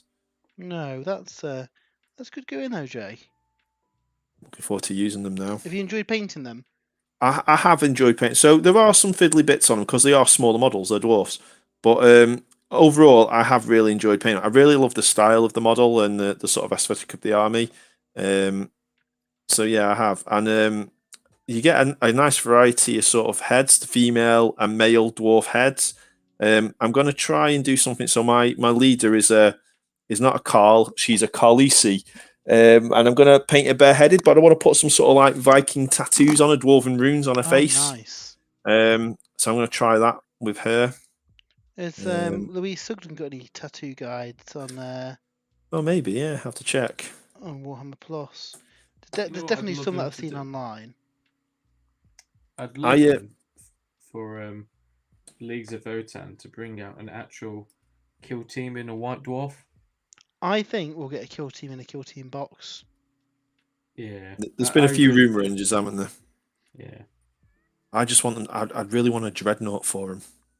A dreadnought would be cool. Or like some sort of piloted war suit type thing. Yeah, that'd be very cool. I must admit though, I have enjoyed painting them, but I do feel like I'm ready for a new army, like a different. And I do want to get started on. I mean, it was going to be Blood Angels, but I think I'm going to paint some of the Seraphon up first. Yeah. So, are you thinking Seraphon for AOS or Fantasy? Well, I keep flicking between the two. I don't know. I was looking. I was going to see whether there was any. Maybe someone in the chat can help. Whether there was any good like sort of converters. So if I built them all up on square bases and then slot them into some. I mean, I know you can use square bases in Age of Sigmar as well, so it wouldn't be such a massive problem. I think at events you'd have to use round bases. Yeah. So official base sizes. Yeah. So I don't know. I mean, for the old world, I have got some dwarfs here that I could always rebase onto square bases, ready for it to go. And I've got some dwarf models upstairs as well that I can paint. But I'm quite interested to see sort of the new model range for the old world stuff, to be fair. Yeah, just massive thanks to Jakarta, who's resubscribed for 2 months, saying great content. Thank you very much. Have you got the Twitch chat open there, Jay? I have, yeah. Oh yeah, great content, yes. It wasn't there last night.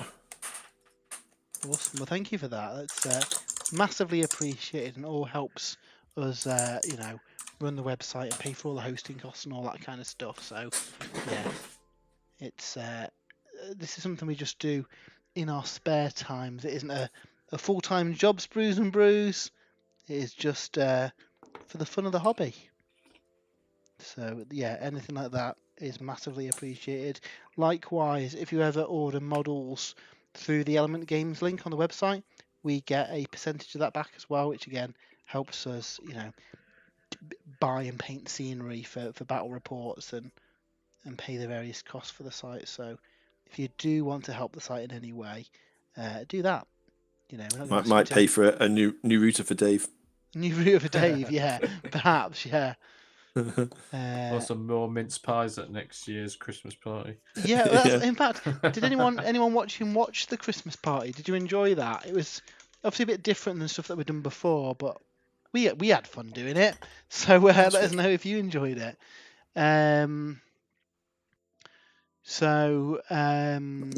Rex says the game cinematic for Mark of Chaos still holds up, and Nevermore can't wait to get an Exalted Hero as well. Really hope the Blood Warrior head will fit on him.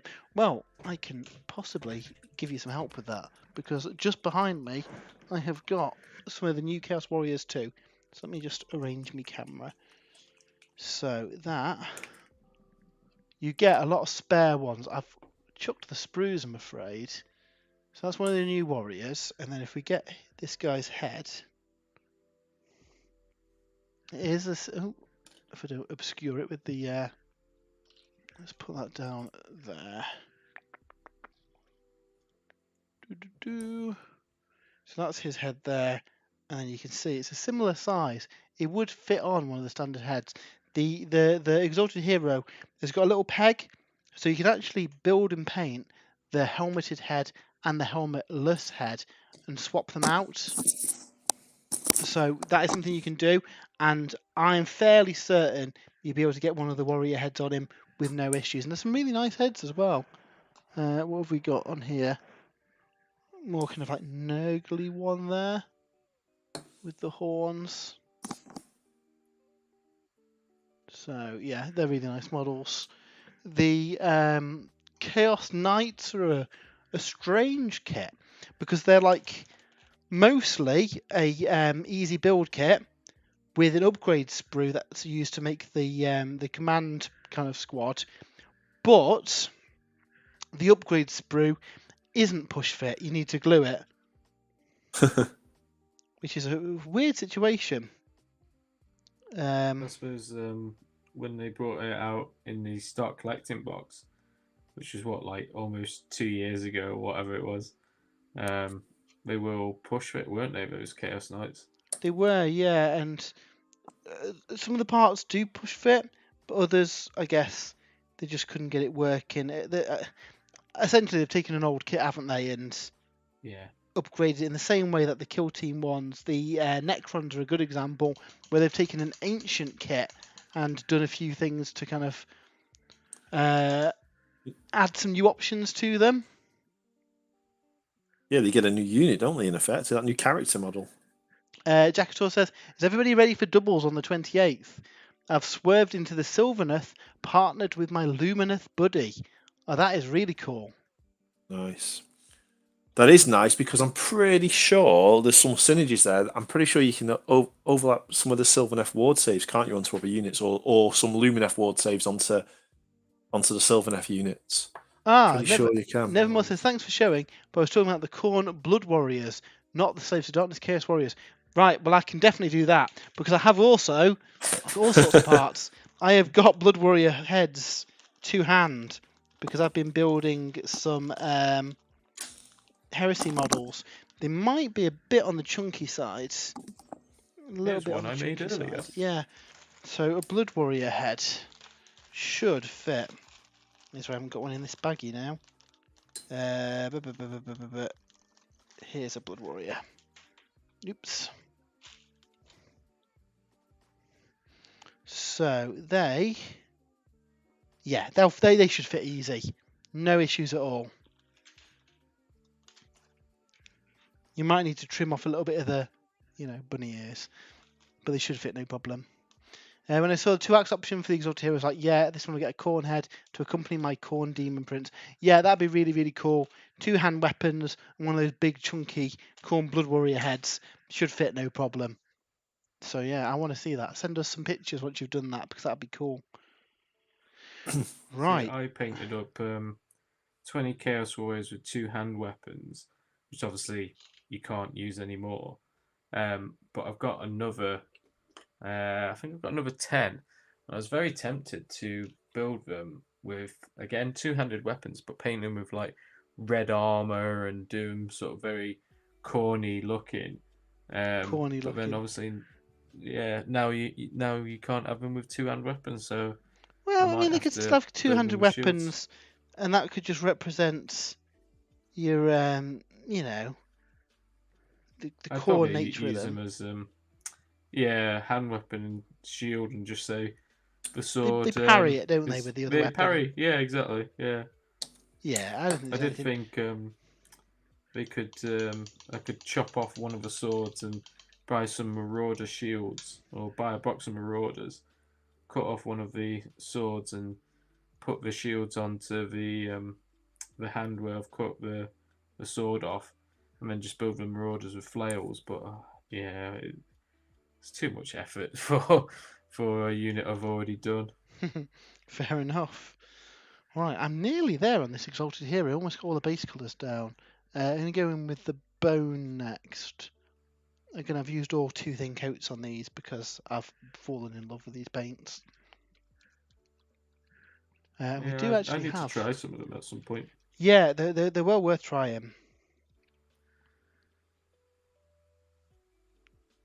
So yeah, I know you're eagerly awaiting trying some, aren't you, Jay? Yeah, for my next project. So yeah, it'd be cool if you could swap the bases. I just wonder if logistically that's a bit of a faff. You mean square and circle? Yeah. Yeah. I think, to be honest, I'm gonna build a Seraphon on circle basis. Yeah. Initially, as a thingy army, because you rebase them in the future if you do decide to do. I could, yeah. The old world. And to be honest, for the old world, I think the lizard men in the old world, they're a really nice army, but they're a bit sort of isolated in terms of the involvement, especially in something like an Empire Civil War. You'd really have to sort of stretch your imagination to create a battlefield where there'd be a cohort of skinks and Saurus warriors. Whereas something like the dwarves and the elves, I can see them getting mixed up in the goings on of the Empire a bit more easily. Say a dwarf hold supplies one of the Empire factions and not the other. That then gets them drawn into the Civil War. Exactly. Well, presumably, they could do it kind of like over time, where you have the Seraphon don't play a role in the story initially, but then after a couple of months or whatever, and you flushed out the generic races like the Empire and stuff like that. Yeah. You do a campaign. Austria. Yeah. Austria campaign. Yeah, and I mean the lizard men were always fierce combatants of chaos, and they were involved sort of at a more global level, I think, in the different chaos invasions and things. Yeah. Obviously, you had the Skaven undermining the Southlands and things like this. The Dark Elves invading from the north, Nagaroth, and I guess all that's still there because I'm pretty sure the Dark Elves were in the sort of New World 200 years prior to the end times. So yeah, and I think if we think from a like a model's point of view, if the initial focus is the Civil War in the Empire, we probably get a new Empire range with the box spread over the course of, I don't know, even if it's like 6 months. If you think kind of like Horus Heresy, we've had a load of kits, but it's taken time to get those kits out, hasn't it? Yeah. There's a lot of kits, like Dark Elves, for example. You can do pretty much an 8th edition Dark Elf army using kits that you can buy in your local Games Workshop, can't you? Yeah. Wood Elves not so much because a lot of their kits went discontinued. Orcs and Goblins they'd only need to bring back a few. I know, I do wonder, some of those discontinued kits, if they bring them back as made to orders or something, to let you get an army together.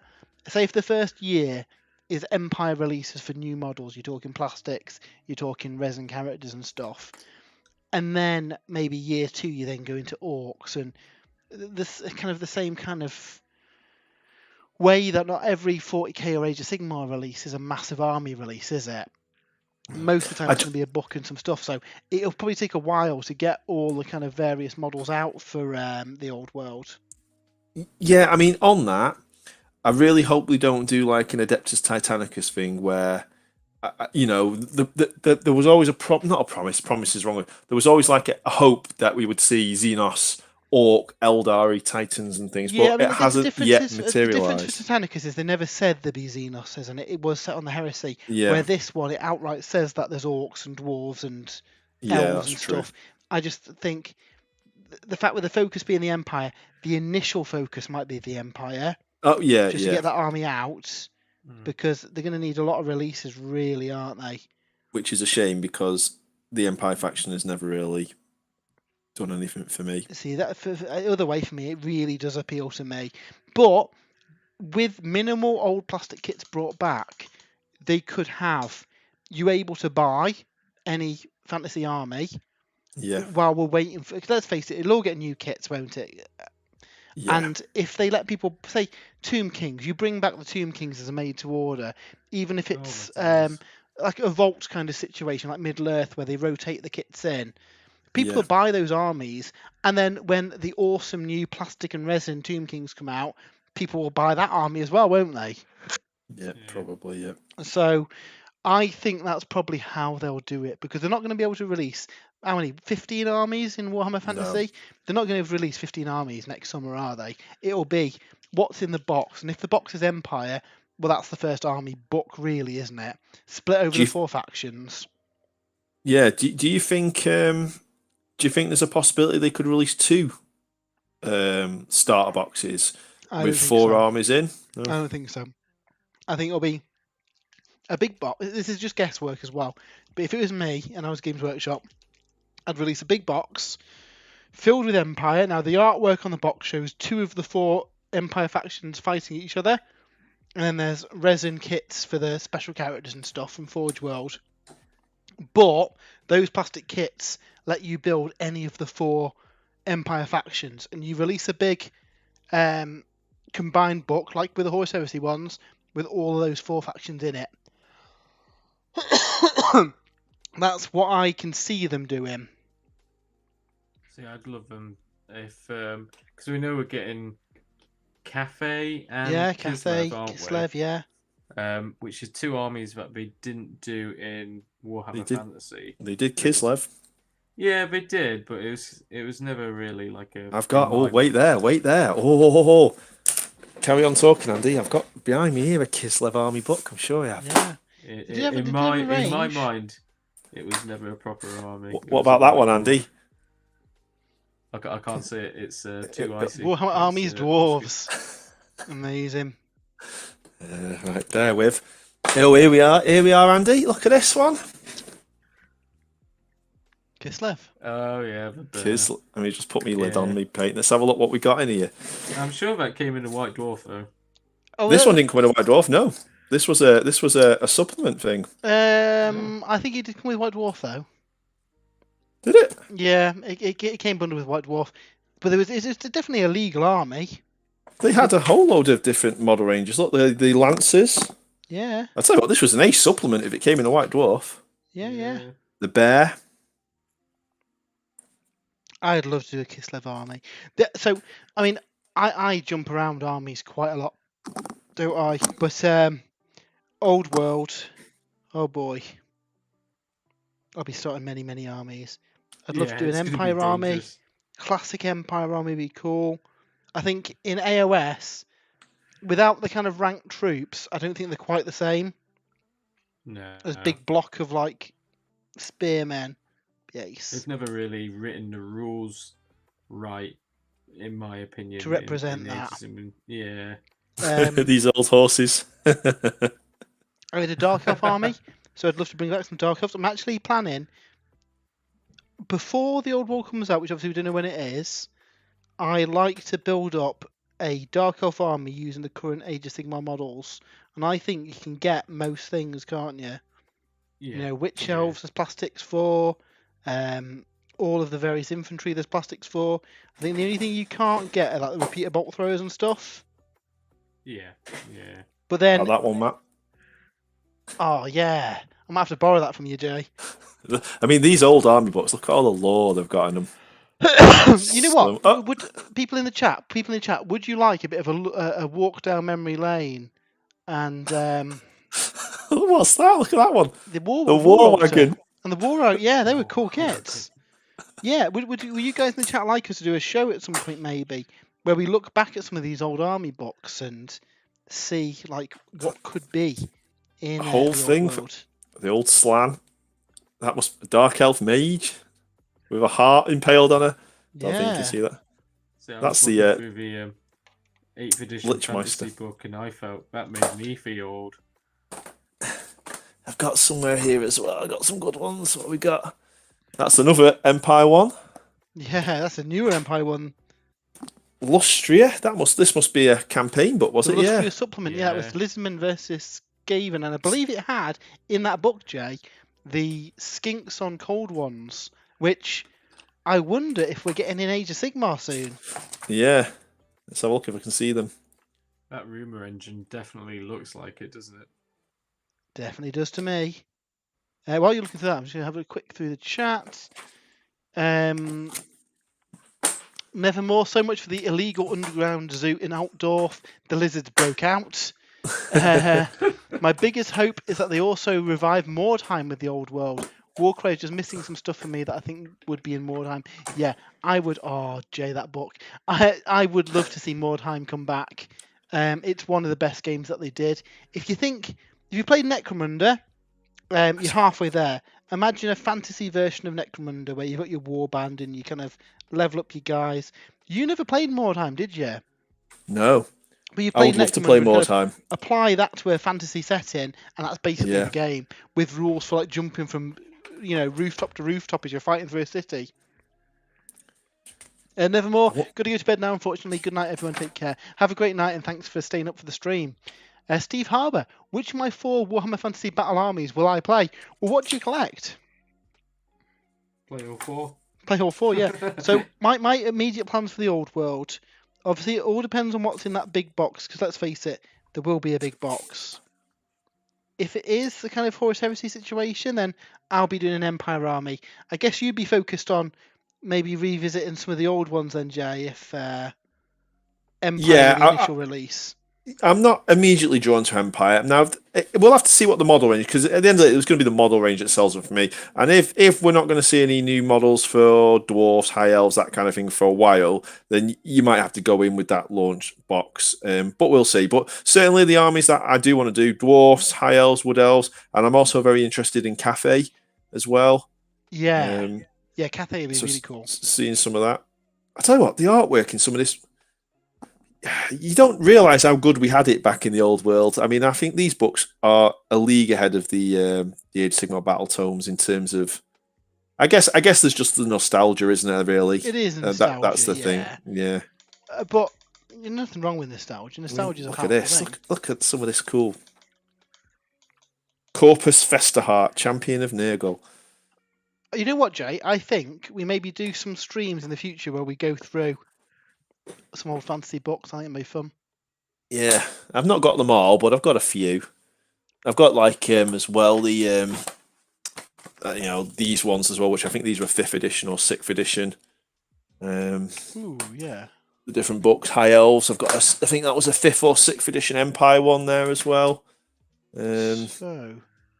Steve Harbour has got an ogre army, a dark elf army, orcs and goblins, and vampire counts, and a quarter of a Skaven army. Oh, nice. Lots of options then. Yeah, so I was trying to have a think of what armies we could create easily with currently available models. Dwarfs, not really.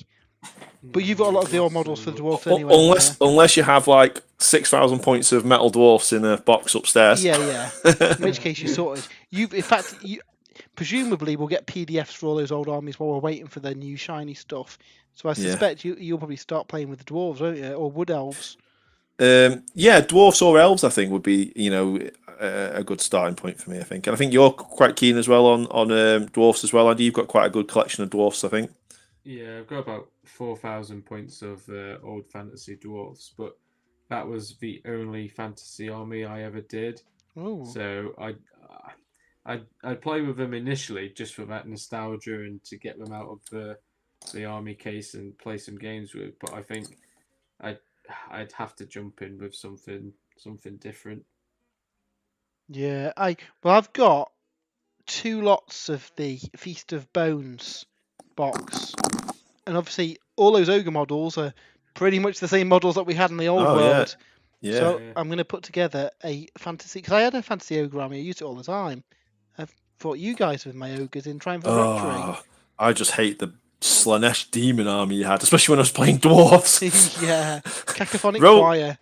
Roll under your initiatives. You just used to charge up like 24 inches, that big bubble of stuff, throw all your magic dice, and then I had to roll under 2 to save me dwarves. Yeah, 6 dice Cacophonic Choir, living the dream. So yeah, Those were the days. They were the days, and we'll be getting those days back soon. I also, we've got like 4 minutes left of the stream, but I had a thought the other night, guys. We'd been talking not long ago about how some armies for Age of Sigmar seem to have not had much love with new models. So the poor Skaven have not had like redone plastics or anything. The ogres have got really old kind of core kits that are a little bit creaky now. The Beasts of Chaos have got like a new Beast Lord come in, but we've not seen any other models for them. And then it dawned on me, what do all 3 of those armies have in common? Old world. Old world, yeah. I think the reason why we haven't seen updated models for them is because they're part of the plan for updating the armies for the old world. Yeah, possibly. Yeah, possibly. I mean, the issue they've had with Age of Sigmar is just trying to get all those battle tomes out and updated in a new edition, haven't they? So there might be loads of plastic kits waiting in the wing, but they just wanted to get all the battle tomes out. See, I don't know. I think if they had plastic kits to sell, they'd want to sell them personally. Yeah, true. Yeah. It'd be interesting, Matt, to see what the dates on such sprues will be if they ever do come out. Yeah. What the dates because you can feel like plastic centaurs for the Beastmen might be quite interesting. Exactly. Yeah. So yeah, we'll have to see. That is just a theory I had the other day. We'll see if it has. Not a bad theory. No, like I say, but this is not potentially not like day one, but they plan out things a fair bit in advance, don't they? Yeah. So before we finish out, let's have a quick run through the chat. Gracie says, God, yes. I went on a bit of a spree a few years ago, and it's fascinating to see what changed and what was static. That book had a rare Skaven Cauldron and the Nurglich model. The 8th edition Warhammer Fantasy Battle, which went full colour and amazing. I think that was 6th edition, apparently, that book that you had out a minute ago, Jay. Right, okay, yeah. So we've got like 2 minutes left of the stream, so have a quick look at what we've done. So I've been working on this Exalted Lord. He's headless at the minute, I'm afraid. But that is how we've got on so far. Nice. So getting there, all the base colours down. Need to stick some washes on him, and then I can start building him up. So pretty happy with the progress on that so far. How have you got on, Jay? Yeah, I've done really well. So these guys now, I'm just doing a final touch-up of the blue armour. It's going to take me another 5 minutes, and then they're ready for the shading then. So it'll be a normal oil wash, which I'll do tomorrow now. Once that's dry, and the beauty of these models is that the null oil shades every part of the model, and then it's just picking up the highlights, which is, I reckon, probably 2 more evenings, and this squad will be done. So, yeah, awesome. Cool. How about you, Andy? How have you got on? So I've managed to get 4 of them up to a stage where they're about 50% done. So I've been sort of doing the sort of tunic, sort of pink, like Screamer pink. I've done sort of the leather with the Mechanicus grey, and then just sort of touched up all the silver areas, and then just given it a wash of I've given the tunic a wash of Juchi Violet and then Noon Oil. At the same time, I've been doing the silver details and the sort of the grey details, and then after that, it's going to be a case of going over all of the leather straps with Mornfang Brown, doing all the trim with gold, and then the Xandri dust on all the horns and skulls and stuff like that. So yeah, I've got, like I said, I've got about halfway on 4 of them, and the other 4 are definitely a work in progress. Cool. Well, maybe next Sunday, Andy, you can finish those off, because we will be back next Sunday at 7 o'clock. I'll probably still be painting Slaves of Darkness. You'll have finished your guys by then, hopefully. Yeah, it'll be something new. I don't know what I'll be painting next Sunday. Oh, I do know what I'll be painting next Sunday. It'll be a surprise. I do know what it's going to be, though. Okay, that's exciting. Well, I look forward to it. Well, I hope everybody watching at home has enjoyed it too, and you've got a lot of painting done. If you are new to the channel, why not give us a follow? We do lots of kind of battle reports on the way back. We do lots of unboxings and reviews. We've got the unboxing of Horus Ascended up on YouTube as well, so check that out. And then head over to spruesandbrews.com as well for all our written articles and everything too.